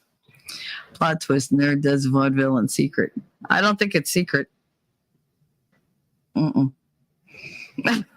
really don't think it's secret. And lastly, what that led me to ask myself is, why did I take it so personally when it was supposed to be about somebody else? So I was like, God, how many times do I say I in a day? I feel, I want, I need, I this, I did that, I do this, I said that. And but think about it. How many times do you use an I sentence instead of a generalized, you or they or talking about somebody else? Everything that we see and hear, we filter through this hyper personalized space where we don't really understand it unless we could put ourselves in that situation. And that can lead to a lot of overblown reaction, overblown emotion. And it's just not a good thing to do. And it makes for more insecurities because you're putting yourself into hypothetical situations you got no business being in. None. If I didn't think about how I felt, why didn't I just turn it around and say, okay, bitch, this is not about you. Why did you do this? Did you do this for you to feel better or to make them happy, to make them, feel better? Like, what was your base intention? Are all my intentions selfish? Or am I honestly trying to do for somebody else? I want you to think about like how many times a day you say I this, I that, I need, I think, I want, I thought, I believe. Everything is about you, right? When it really shouldn't be, because that leads to a very, very narrow existence. And it could lead to a lot of pain and a lot of breakdowns in relationships with other people. Because you're only thinking of you. I'm not saying don't have boundaries. I think boundaries are really good. But I think personalizing everything, making everything about you or your perspective is a very narrow way to walk through the world. And it can be very hurtful. And it can be very emotionally triggering. Because if you're just listening to somebody and if you just do something nice for somebody, that's just for them. You'll feel good about it, but you can't expect everybody to act on your schedule. And I forget that a lot because I tend to be an immediate reactor. I don't hold on to things and go, a month down the road. Oh, by the way, remember that thing? Yeah, I really liked it. Like, no, I usually don't make you wait, for any kind of like acknowledgement. And I think that's all I was really looking for was the acknowledgement. But I also wanted to see like, if they enjoyed it or not, because I was insecure. And I needed that validation. And I wasn't going to get it. And I forgot who I was dealing with, first of all. But if you're waiting on everybody else to validate you, to get over your insecurities, you're going to be very disappointed in life. And you're going to be waiting a long time. And that's going to breed more insecurity rather than lessen it. So you got to make sure. That's my main point. These holidays, a lot of people don't know how to give or receive gifts. Either they're not used to it or it makes them uncomfortable. And we need to learn to respect how other people feel rather than how we feel. I know people who do not like getting gifts, but they love Christmas cards. Okay, so why would I send you a gift if it's going to make you uncomfortable when a Christmas card would make you happy? Works out better for me anyway, right? So I should do that to make you happy. What would make me send you a gift? Because I feel like I should. So now it's about me.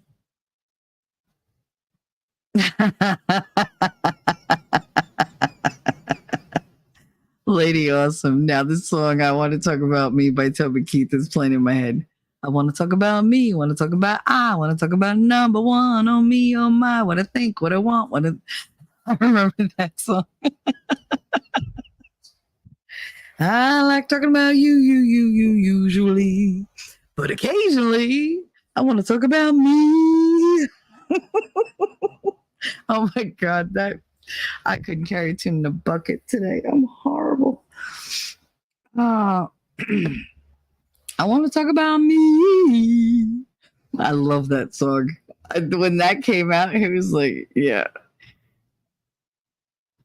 We even talk about when you start. I was like, oh shit. He said, we talk about your period, bitch.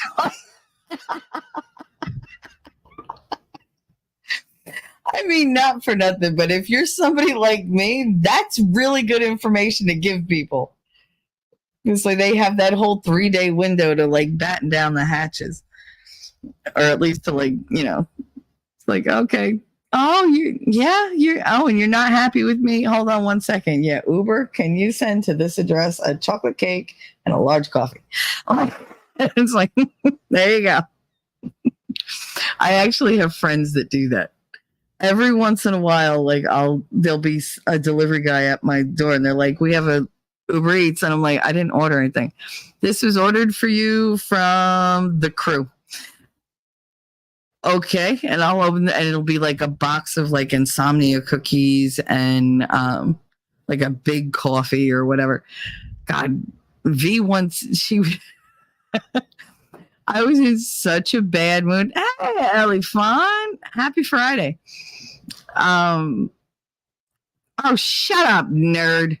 That Toby Keith song is what killed real country and started pop country. I fucking hate it. You know what? Then don't listen to it. How about that?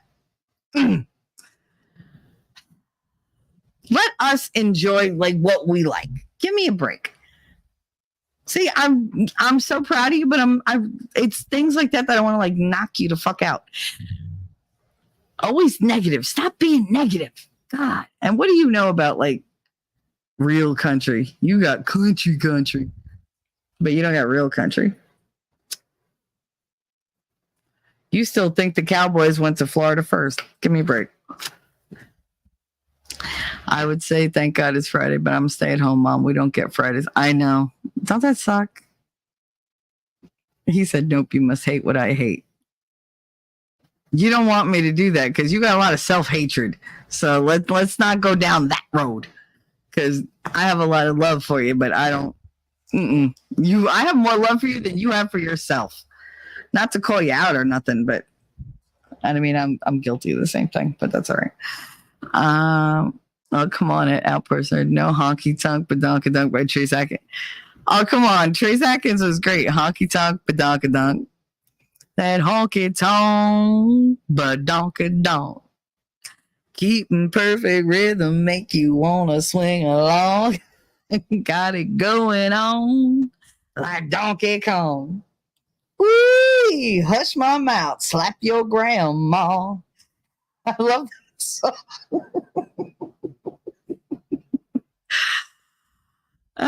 Somebody should invent a rude form of country music. Call it country. I'm sure they did. We just aren't privy to it. But I guarantee fucking nerd will go looking for it now. He's like, I got time. I forgot what I was even talking about. You threw me all off with the country. Like, can't. Today is the worst, like, squirrel day I think I've had in a long time. There's country rap called hip hop. Hip hop, stop. Hip hop, you don't stop. Get it. No. Oh, Lady Awesome, there's tons of country music.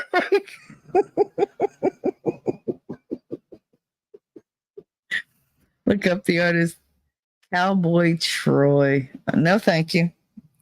No, thank you.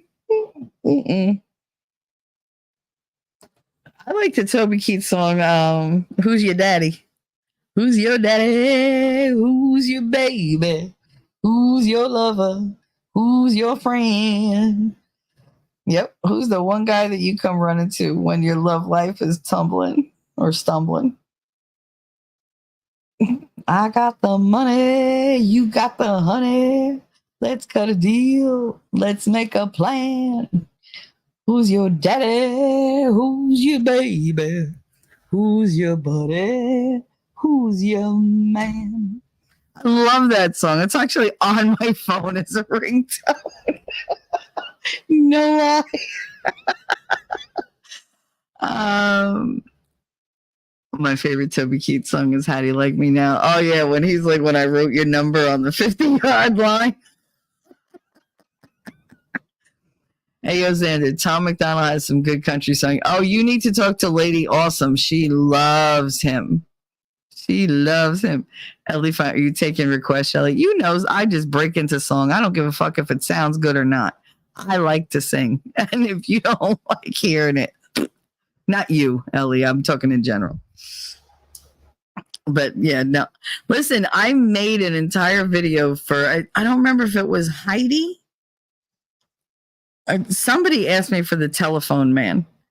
And they insisted they were like, please record that for me. And I was like, fine. So I actually sat there and friggin' recorded the whole damn song myself. A cappella, because I didn't have any kind of fucking music because YouTube sucks. And I could only sing it, without the background. Cowboy Troy is from like Big and Rich and Gretchen Wilson time frame. Oh, I love Gretchen Wilson. I liked her slow songs a lot better than I liked the fast ones. Although Redneck Woman is definitely that's an anthem I can get behind. Big and Rich, Save a Horse, Ride a Cowboy. That's the only song of theirs that I know. Literally is the only one. But see, I grew up with Kenny Rogers, Dolly Parton, Waylon Jennings, Willie Nelson, Johnny Cash. Those were all the songs that I knew growing up. Yeah, Lady Awesome. Yes, I like Tom McDonald. And Ryan Upchurch. I don't listen to mainstream country anymore. See, there you go. Ayo, save a tree, eat a beaver. No. God. Beavers are good about putting their mouths on wood. Just saying. Just saying. You don't ever want to do away with that. Beavers and wood go together. And always should. I love Brooks and Dunn from that time as well. I like Garth Brooks. He said,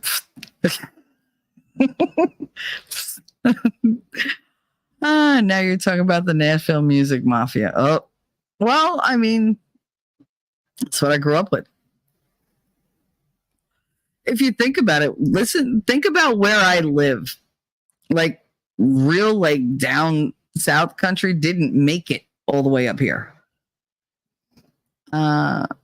Garth Brooks has gone liberal, so fuck him. Yeah, I know. It's sad. But I mean, I got friends in low places. That's an amazing freaking song. Who doesn't love to sing that when they're drunk? That's the best group song ever because it's a horrible song to sing. Just the friggin' pitch of it is, oh my God, no. So it's really hard to sing that well. So you might as well just sing it drunk and just say, well, I sang it drunk. That's what I sound like when I sing drunk. One of my best friends used to play fiddle for Big and Rich. I didn't know that. That's awesome, Winnie. God. Wait. Techno form of country, punkry. My high school band played Friends in Low Places as a halftime show, and it was amazing having 1,000 people singing and singing because everybody knows the words. If they don't know, the verses, they definitely know the chorus. Cowboy Troy used to hang out with them as well. Oh, wow. Brooks and Dunn won CMA top duo group from I know, but I was busy, in high school, college, having a baby, and I didn't really listen to country again because here there was a good 10-year gap where they played no country up here at all. None of the radio stations would even play one friggin' country song unless it was Dolly. That was it. Dolly was the only one that made it. She had carte blanche to be on every fucking, station there was. They were like, we love Dolly Parton. Everybody loves Dolly Parton. Country rap is called crap.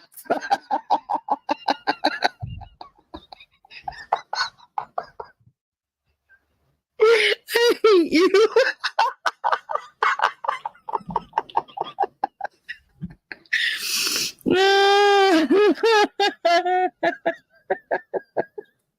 I wasn't expecting that. You're adorable. You really are. Oh, I caught my funny bone. All right. But yeah, no. So until I moved to Kansas, I had no country. I had no clue what was out there anymore. And then it was all country. It was oh my God. And it just it was a lot. It was a lot to take in. It really was. Seth MacFarlane from Family Guy had Dolly Parton guest star on his Star Trek like show called The Orville. Nice. Nice. Did she float away through space because she has her own devices? I love her, but those things were huge. I told you she did a show in London in the 80s, and my daddy actually videotaped it. And he transferred the audio onto 8-track, and then he transferred that onto cassette. And now it's all over like YouTube. And believe me, I have them all. They're all saved as like I did that thing you're not supposed to do where you convert things from videos to MP3s. I did that for all the songs. I mean, some of it's really rough on the ears because that audience was loud. But that was, I think, some of her best songs that I've ever heard. Like, it was such pure Dolly, and she was so sweet, and she had all this energy, and she was just hopping around the stage and making people do whatever she wants. She gave somebody the finger in the audience. It was funny. I mean, she didn't give the audience the finger, but she said that somebody at Piccadilly Square, one of the punk rockers, flipped her the bird, so she flipped him off right back. And she was like, she said, I don't think my fans in London would want that to happen to me. So I went like that back. Is that all right?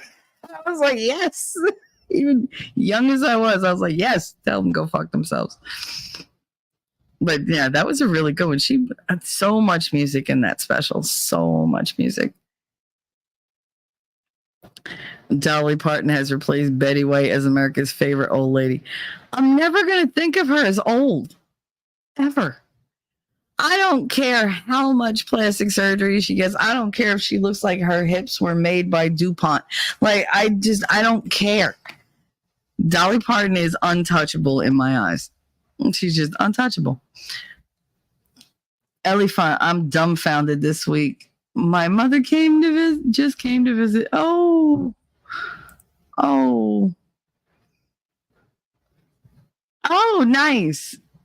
nice. She dropped a few bombs on me, and one was that she's having surgery today. Nice. Don't you just love when they do that? They're like, oh yeah, by the way, da da da. Why do you do that? Winning Reality. I can tell you lots of insider stuff about that crew and the Nashville music scene during that time. A small group of them were basically writing all the songs for everyone. See, and this never came up before, and this is the kind of stuff I want to know. So now I know what conversation we're going to be having soon. And when I say conversation, meaning I'll be sitting there going, what else? What else? Oh my God, really? Really? I'm just going to be like spellbound. Mimsy, you were in the music industry winning? Yeah, he was. I'm sure you have some great stories. He does. I've heard some of them, but I mean, it's barely skimming the surface of what the fuck he has, in his repertoire. Betty White was murdered by Elizabeth II in a Highlander style battle.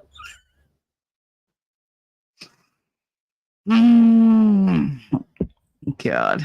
Yeah, Winning said I was for a long time, and he was deep in it. So many jokes I could have said right there, and they would have all been true. Ellie yeah, I went through that. Well, she's 77. Yeah, I don't think Dolly is old. She's awesome. So cool. Winning's a cool dude. He's a cool dude. Ellie Font. So my stepdad is dying from cancer. Your mom just came full of good news for the holidays, didn't she?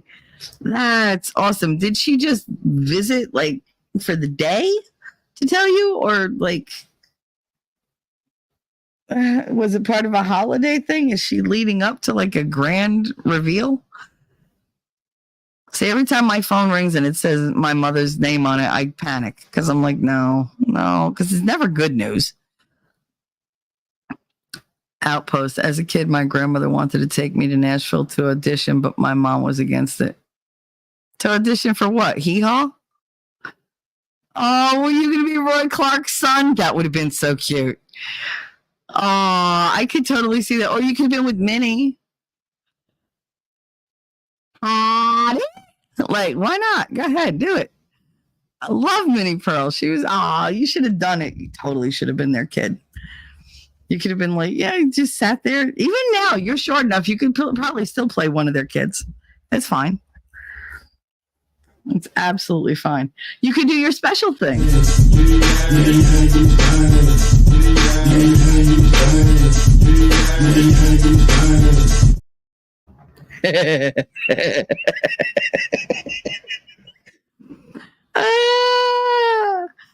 I love fucking with you. Narrowed everyone too.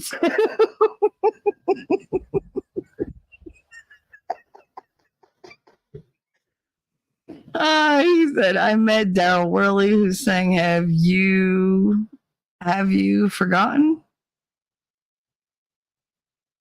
I don't remember it. Because my youth pastor used to play it in his band. Okay, now I'm sending a gift.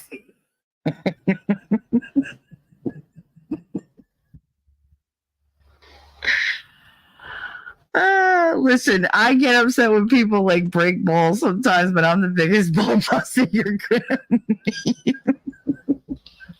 I am a smart ass from when I open my eyes to when I open my eyes, even in my sleep.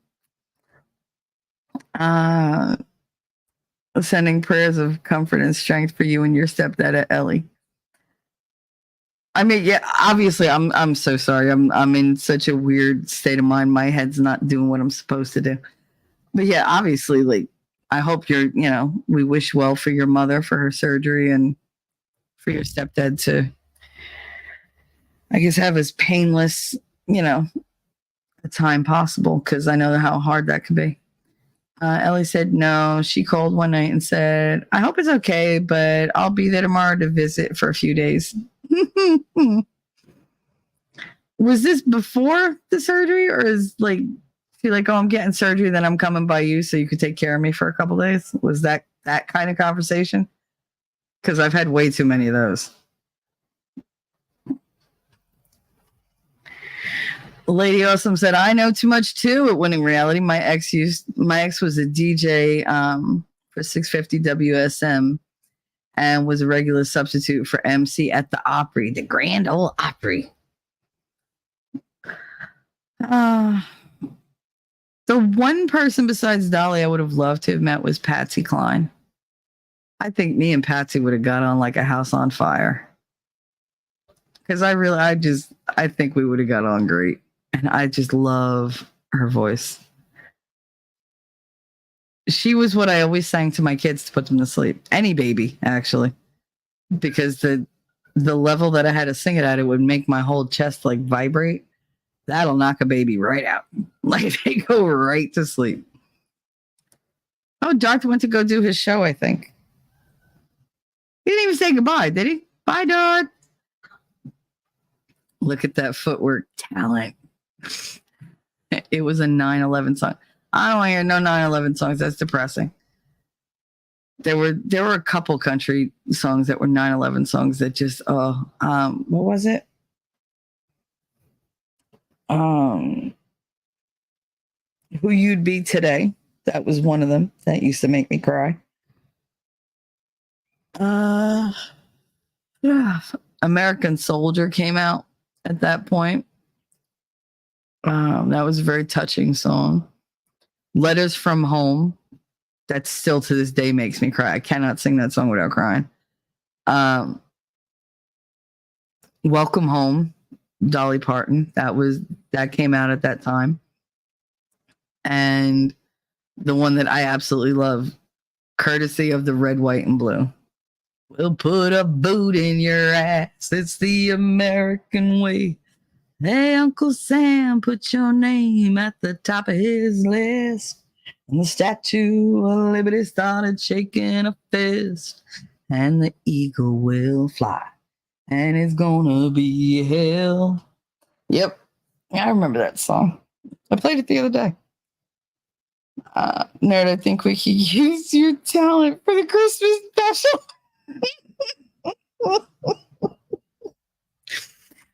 I want him dressed as an elf. Come on. Nerd has to get dressed as an elf. He just does. Like I don't even want to hear anybody's mouth. Like, come on, you'd be such a cute elf, nerd. I think you'd be such a cute elf. Come on. Be a pal. Be a team player. And just videotape you doing a little dance dressed as an elf. It'd be so cute. Ellie said, it's okay. I'm in a weird state also. Yeah. Are you in like Texas? Is that your weird state? You people are so adorable thinking you're weird. I have yet to begin the weird. I put the emphasis on the wrong word because that's how my day is going. Nope, it was oh, by the way, I'm coming to visit you. And then she told me about my stepdad and her surgery, and she left yesterday. Oh, God. That was the whole, don't upset me because I can't get upset before surgery. I feel like a hurricane came and went through my house. Yeah. Darth put on his community wall that he canceled his show for the rest of the year. Did he really? Why? Why would he do that? I guess because maybe he doesn't want to like get into the weeds or whatever of that. All that prison talk, all the prison law. But negative on the L. Why? Like they're like, nerd, be a pal. Come on. Ellie Font. Lady Awesome is sending you calming and understanding energy. I'm sending you as much commiseration as I can because I get where you're at. I do. Believe me, I've had the same thing done, and it's just like, where am I? Who am I? What am I doing? What am I supposed to, like, what are the plans? I don't get it. Like, somebody just point me in the right direction, because those are the days where I'm like, hey, I have to make decisions today. He's just like, yeah. I'm like, yeah, I'm gonna run them past you first, and you tell me if I'm being stupid. And he's just like, okay, because I really can't tell. Whiskey went on sale down the street. Nice. What was I gonna? That threw me off. Actually, Outburst, now I'm looking at it. It says negative on the elf. You could be the negative elf on the shelf. They pull your string and you just tell a really like depressing story. So Hurricane Michael. So that you have like a couple of them that you like to come in here and kill me with. It's just like, oh, I'm in a great mood. Guess what? Here you go. I'm like, God damn it. Why do you do this to me? Ooh, get some. Went on sale down the street. I haven't had whiskey in so long. It has to be like 4 years since I've had whiskey. Maybe 5. I think the last time I had it was like my 44th birthday. 44 was a very busy year. Very busy year. And it was a big whiskey year. Very big whiskey year. That was the year I did everything.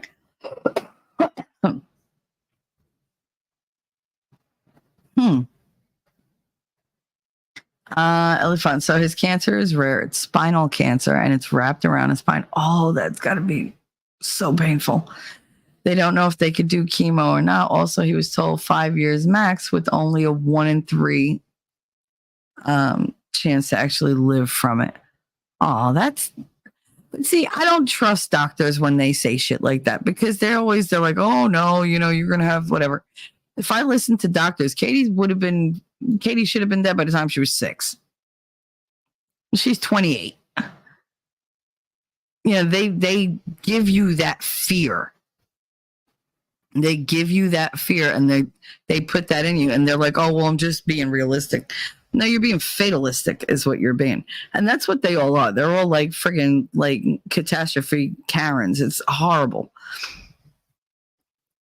Because they don't really want to like aggressively treat whatever is going on with you. They'd rather just, oh yeah, here, take this, whatever. And we'll just get whatever we can out of you, and then you're on your own. I don't trust doctors anymore. I just don't.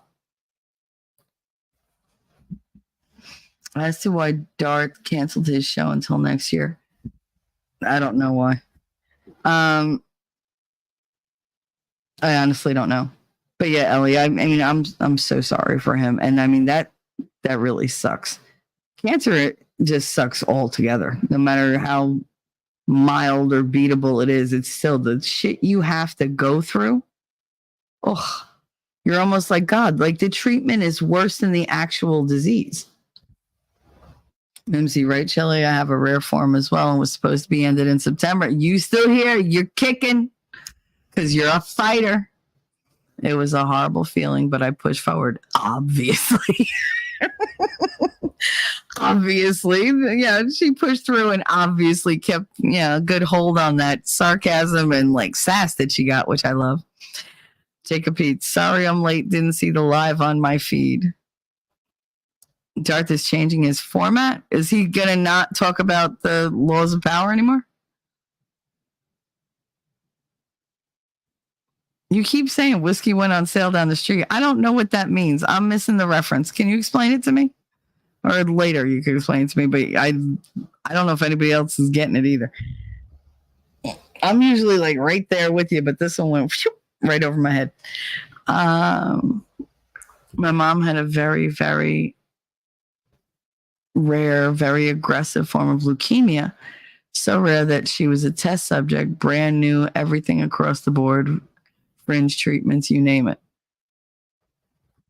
See, I'm terrified of the things that they're willing to like put in our bodies. So it just, when I think about all the different things, like when they were giving me those antibiotics, they were like, yeah, so there's a chance that, you're going to get really, really, really sick. I was like, how high of a chance? Like 80% chance. So basically they're just telling me I'm going to get really, really sick from these antibiotics. Well, yeah, but only for like a little while. How long is a little while? Only like 5 or 6 days. It's like 5 or 6 days of me feeling like the whole time I'm going to feel like shit. Mm-hmm. Do you know how long 5 or 6 days is? Any idea? Because when you're in pain and you are throwing up and you're doing everything, that 5-6 days is a lifetime. You look back and go, oh, it wasn't that bad. But when you're in it, you're dying. It's just like, what? And it's worse than how you felt when you came in. Like, you're supposed to make me feel better. Why must I feel all this stuff? Well, you don't want the pain meds we want to get. No, I don't want the mind meds that you're trying to give me. You're trying to give me something that makes me sound like my brain and my mouth are not connected to one another. Oh. I'm so sorry I can't talk to my siblings about this. They barely are over our dad dying. Oh, honey. No, you let it out here. This is where you do it. This is where you do it. That's why Darth canceled the show, because there's whiskey on sale down the street. Oh, I totally get it now. I'm so sorry, honey. I'm sorry. You just chalk that up to the whole brain blitz thing that I got going on for the last week. No, you could always talk about that here. And you could always reach out on Discord at any time. I mean, we love you here. I get all excited every time I go into a chat and you're there. It doesn't even matter if you're talking to me or talking to anybody. I'm like, oh, Sally. So, I mean, I just get happy. So, I mean, you're welcome to come here and share with us. That's what we do. I haven't cried yet. I haven't wanted to upset my kids. Yeah, I get you. I get you. I do. I get you. It's really hard, especially because you're trying to be upbeat and, it's the holidays and you're like, oh, And it's just one more thing to add onto the plate that's already overflowing with bullshit you don't want to or can't handle or having a hard time with. No, that made sense. That made sense. You don't want to upset your kids. No, we get it. It's really hard when you're going through something like that and you're trying to hide it from your kids because you're trying to save them the emotional trauma of it. You know, you want to keep them upbeat. You don't want to ever call them and be like, oh yeah, by the way, here, you were having a good day? Well, about to stop that now. Like, and I mean, kids, I don't care if they know what's going on or not. They know when you're upset. And when you cry, they're just like, oh my God, oh my God, oh my God, oh my God. They might not say anything, but they internalize all that shit. What did I do? What's going on? What can I do? Why? So yeah, I get it, honey. I get it. And you're more than welcome to vent here. We're not always the most sympathetic sort, and I tend to, approach really emotional, sad things with kind of like a weird, dark humor. But that's what we're here for. You're part of the mafia crew, girl, whether you want to be or not. So, Jacob Pete's at Winning. Tees have become the officially unofficial sponsor of the softball team the wife and I are on. Okay. I get it at Elephant. Mimsy said, my family is in denial too. It's hard. We're here for you though. We play better as the case gets lighter. Nice. Oh, because when he said, I don't drink these days, Mims, outside the occasional twisted tea. I mean, if you're with somebody and you're sharing a drink, like you're having a drink each, that's one thing. But when you're sitting home by yourself, like me or like Winning or whatever, and we have just the kids, and we're running these shows and whatever, drinking is kind of, counterproductive. And it seems just sad. It's just, it's just sad. And honestly, I mean, he lives a very clean life. If anybody doesn't know Winning at this point, he does the filtered water, the gravity filtered water. He does the organic eating. He's not into putting all different impurities into his body. And he's got me on the same trek, slowly but surely as I can afford it, because unfortunately it does take a little bit of money to make some changes, especially really good ones. And I just don't have it right now. So we're doing what we can. I'm off my meds. I've been off my meds for 2.5 months now. And I'm way more clear-minded now than I was before. I'm more myself. Everything seems crisper. I didn't realize how muted and blurry my thinking had gotten. How detached from reality I was getting. Because it was just pushing me further and further into do whatever you want, say whatever you want, doesn't really matter. Don't think ahead. Only do the now. You want to take these pills. Go ahead, take the pills. Be calm, be relaxed. Who cares? Here, smoke 8 blunts a day. That's fine. Go through a couple ounces of weed a month. Yeah, now I barely smoke anything. On the weekends, I like to keep my blunt for the weekend. And it'll get super late at night. And I'm like, all right, I'm going to take a couple hits. 2-3 tokes and I'm flying. And before it was I'd become so used to smoking it. It was just like smoking a cigarette. Now it's I take a couple tokes and I'm you get that cough. Elephant. On another note, my stepdad, who I nicknamed Cheech because of all his pot smoking in the 70s, is trying edibles and salves for pain relief. Nice. I love edibles. I do. The only problem is unless I make them myself, I never know how they're going to hit. And I mean, the only reason I know how they're going to hit me when I make them is because I choose, the type of weed. I choose the strength of the weed.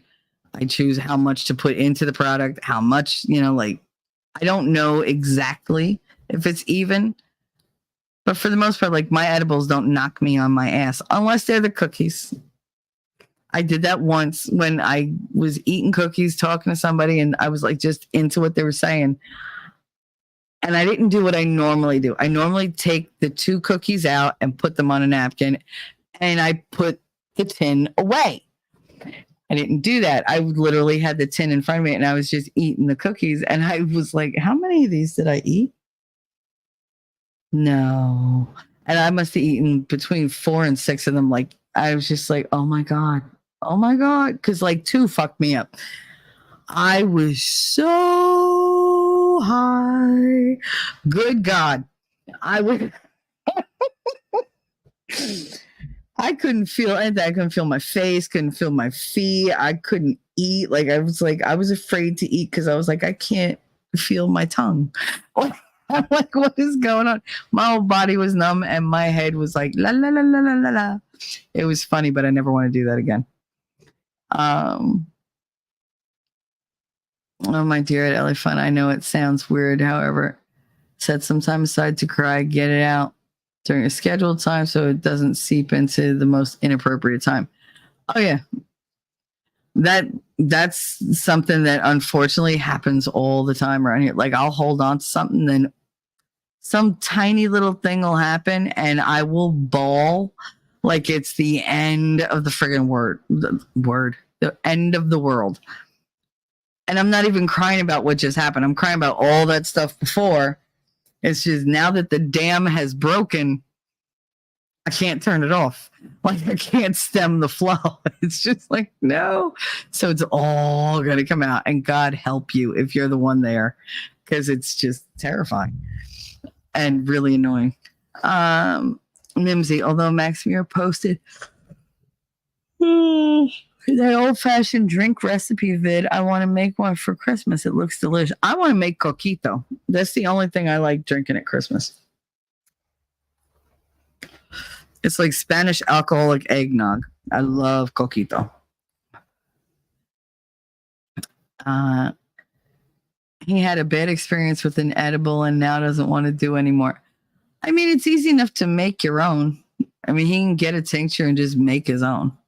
He could bake it into cookies, brownies. He can make the gummies. All you got to do is take gummies, put them in a glass measuring cup or a glass bowl, throw some of the tincture in there, put it in the microwave, stir it up. You can do it on the stovetop too, because I know some people don't like microwaves. Stir it up, pour it into the mold, and depending on if you add like gelatin or lectin to it, depends on how long that. Sometimes, like my gummies, the way I make them, they're ready in a half an hour. They're good to go. There's none of this 24-hour bullshit in a freezer thing. Now, I hate those because when they come back down in temperature, when they warm up, they get all icky. So I just do them in the fridge for like an hour. They're good to go. I roll them in sugar that has been, it's can of sugar that I made, with the tincture. And that's it. 1, 2, 3. It's very simple to make your own. Yeah, I don't drink either because of health stuff. Well, yeah, and that was one of the things. I was like, first of all, like I'm not that big a drinker anymore. And every time I used to drink, it was like, why do I want to deal with that headache tomorrow?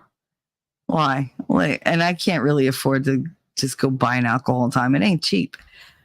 But then the meds, I can't mix alcohol in the meds. Oh my God. God only knew what I would friggin' like wind up like if I did that. And now I'm not on the meds, but now it's like I have no reason to have alcohol. I have tons. There's a shitload of alcohol in my kitchen cabinet, but it's going to sit there forever until it goes bad and I finally throw it out, or until I move and throw it out. Beer bag. Got to get on this machine for a few. Oh, nice. Mimsy at Jacob Pete. He said, this is not the same Mary Jane I used to smoke. No, weed has changed. The smell of it alone has changed. God, I hated skunk weed. Ugh, it was the worst. Ayo, on 4/20/2020, I celebrated with a 1000 mg brownie. Are you crazy? Knocked me on my ass so hard. Dad wanted me to go to the hospital. I told him I was just very, very, very stoned. I greened out, what was it, 2 weeks ago? I was throwing up from it because it hit me wrong. I think it was because I hadn't smoked in so long and I overdid it thinking, oh, I used to smoke all the time. And I smoked like half a blunt by myself. And that whole night I was fucking, oh my God, I was so sick. I was so sick. I miss having an eggnog with rum with my mom at Christmas. Yeah, we always used to have the eggnog, the spiked eggnog. My grandmother really enjoyed that. She also enjoyed her Bailey's Irish cream. She enjoyed it a little too much. That's why I used to get her a big bottle of it whenever we were going to like make cookies. And I just put that with a glass right next to her. By the time she was done making cookies, she was drinking from the bottle. She didn't give a fuck. She telling me stories I had no business knowing. But that's how you got shit out of her. She didn't talk otherwise. She'd talk at you. She'd talk to you, have a conversation. But storytelling, not so much. So I used to try to like get her a little tipsy. Yeah, and the stories would just flow. Yeah, Michelle, one Christmas, I decided to wrap a ribbon again around your grandfather's thing while he slept. And he woke up and said, what the hell is this? And I'm just sitting there going, no, don't tell me these stories. No. Once I took $1 bill and I rubbed it underneath his sack, and then I made him go play the number, and I won. I was like, oh my God. I was like, did he know that you did that? No. I was like, so you passed on $1 bill that had nutsack like residue on it to your husband and the store clerk and whoever the hell got it. That's why, ladies and gentlemen, you never put money in your mouth. Never. And never touch like your eyes with your hands after you've handled money. Never ever. Because you don't know where that shit has been. If my grandmother could like put nutsack on it, then what can like a real degenerate do? So just don't do it. Never put money in your mouth. Caitlin, I got it. It's a 45-minute closer to home. Oh, that's fantastic. I'm bummed that you're working again, but I'm happy that you're working again, but I'm bummed that you're not going to be home. But oh my God, that's so fucking fantastic. So you got a job, Nerd got a job. Hopefully Nix will get rehired. I feel bad for him. Oh, I'm so happy for you, honey. Congratulations. That's amazing. And that it's that much closer, that's fantastic. Ellie, I don't drink, smoke. And if you don't drink, don't smoke. What do you do? Don't drink, don't smoke. What do you do? I don't drink, smoke, or do drugs, but I try not to judge others on what they do. And if you're sick and dying, I think you should be able to use weed to help you. Absolutely. If you're sick and dying, I think anything at that point.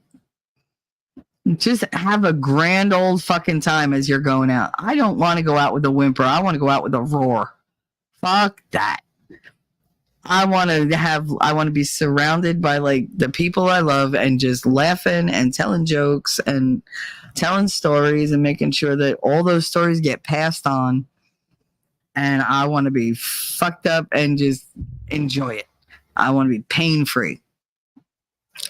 That's my main thing. I don't really care about anything else but being pain-free and laughing. Those are the two things I want to be. Amused and, well, I mean, loved is always in there, but you want to be loved 24/7. It doesn't matter. But yeah, if my end, if I know it's coming, I'm going to have a good time before I go. And like we talk about all sorts of stuff. I had to come to terms with possibly dying when I was in that hospital the first time. And even though I was like, I'm not ready, I don't wanna. I wanna stay. If it does come for me, I lived a full fucking life. I crammed a lot into my life. I mean, I have stories for years. So it's like, I don't regret anything. I don't regret my life. Do I wish maybe it had been a little different in different way? Yeah, I do. I wish I hadn't met certain people. I wish I'd met certain people earlier. I wish I'd, had my dozen babies. I wish for all that. If wishes were horses, I can't undo it. But the life I did live, I had a good time. Even with all my traumas, I had a damn good time. And I was there for a lot of people. I made a difference. I might not have made a global difference. I might not have changed the world, but I did help change the world for certain people, many of them, just on an individual basis. Same thing with all my little kindergartners. Maybe I wasn't like a superhero that they were watching on the screen, but I was there for those kids. I got them through a lot of things that nobody else had done before. So I feel good about that. I feel like my life had meaning. I contributed in many ways, and I had a damn fun time doing it. So I have no regrets. The only thing I fear is pain. And after all the pain that I've been in the last year, I don't fear that so much either. Because if I could get through what I went through, there's not a whole lot. And this is not a challenge, God, universe, whoever's listening. There's not a whole lot more they can do beyond that. If I can live through that, I could live through pretty much anything. I know, right, Sky? Unfortunately, nothing over 100 milligrams is allowed in Cali anymore. I mean, if you make it yourself, then how would they know? So I can't repeat currently. Why would you want to repeat that? Lady Awesome said, I used to work at the bank, and yes, money is the dirty. It's disgusting. Everybody congratulate Caitlin, please, because she got a job. 45 minutes closer to her house. Now I got the hiccups. Aozander, but I'd totally take another 1,000 brownie because I don't know what I am. Not normal, that's for sure. Wow. Normal's overrated. Mimsy, yep, if it gets too rough, I've got palliative care to help me. Honey, I hope it doesn't get to that point. I really do. I hope. If anything, I mean, I hate to think about ever losing you, but I think anybody that I love that's sick like that, if they're going to go, I hope it's painless and in their sleep. I don't want them to know. I want them to just happily go to sleep one night and then that's it. I want to die with a smile on my face. I do. I don't want there to be sadness when I'm gone. I don't want anybody to be sitting around, especially like my mother was like, oh, like if something happens, we'll have like a funeral. No, I don't have a funeral. She's like, why not? I was like, because people don't show up while I'm alive. You think I'm going to give a fuck if they're there when I'm dead? I'm not fucking keeping score. Show up when I'm alive. When I'm dead, just throw me in the damn oven and then scatter the ashes. Like, don't hold on to that shit. I don't see the point. My grandparents have been buried, in a cemetery with their parents and their sisters and everybody else. Okay, they're all buried there. They're safely at rest, whatever. If I leave, I'm not coming back to visit a corpse. And it sounds terrible. They're like, oh, but that wasn't. Who I loved, they're gone. That's just like the car they drove. Like, who they were as a person, they're gone. When in reality, nap time.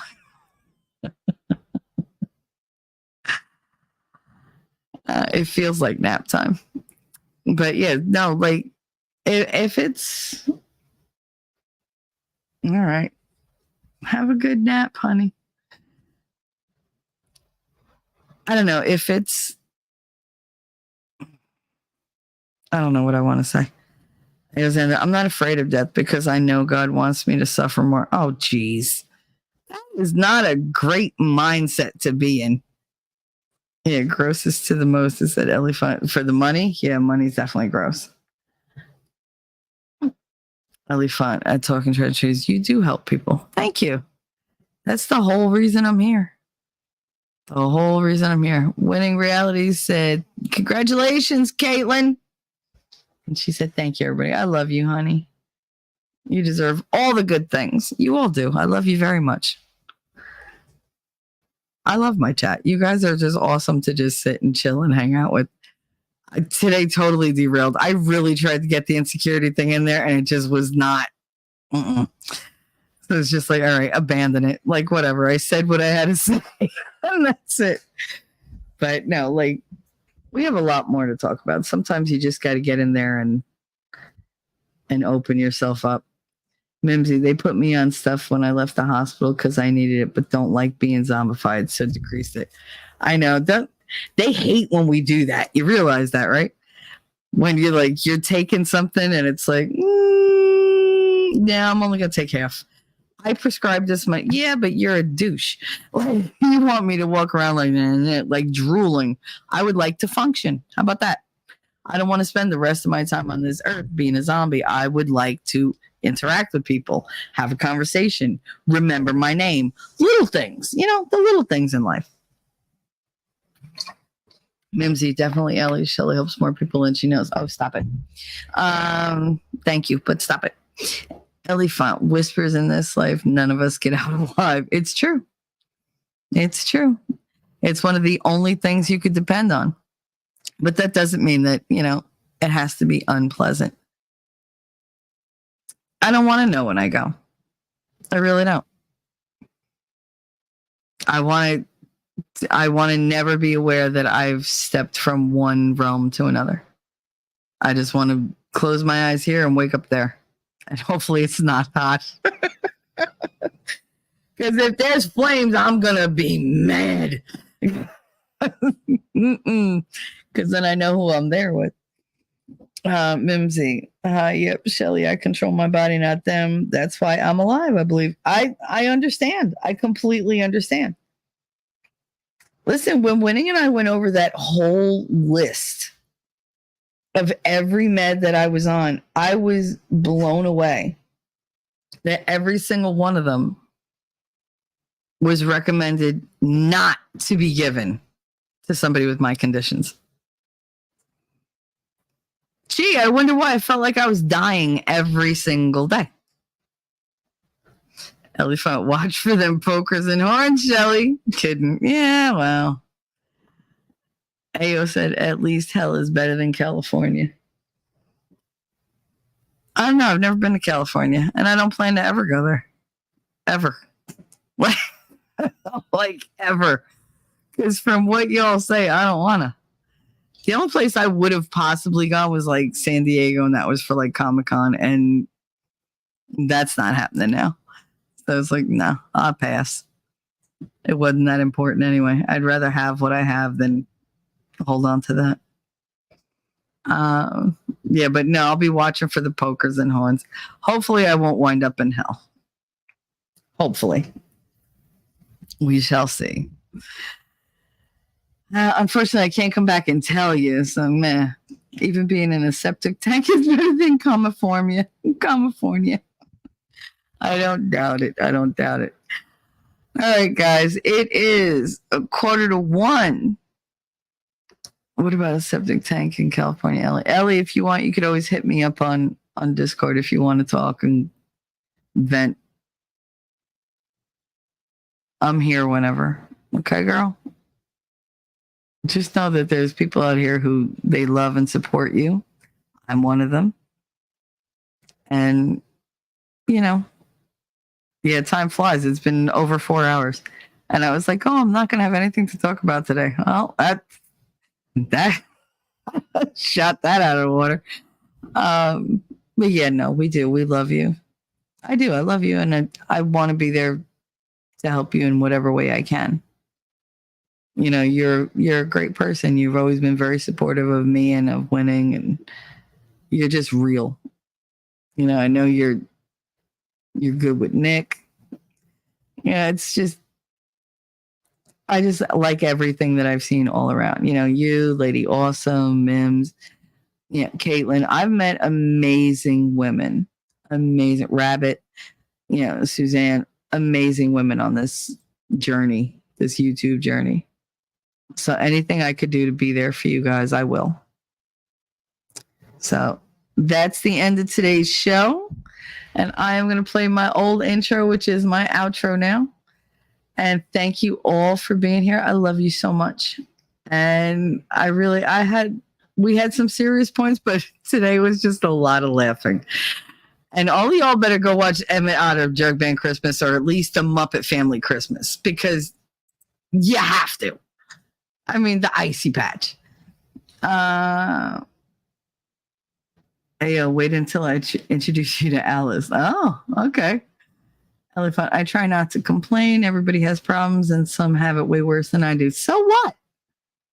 Just because other people have bullshit going on doesn't mean that your bullshit is less valuable or important.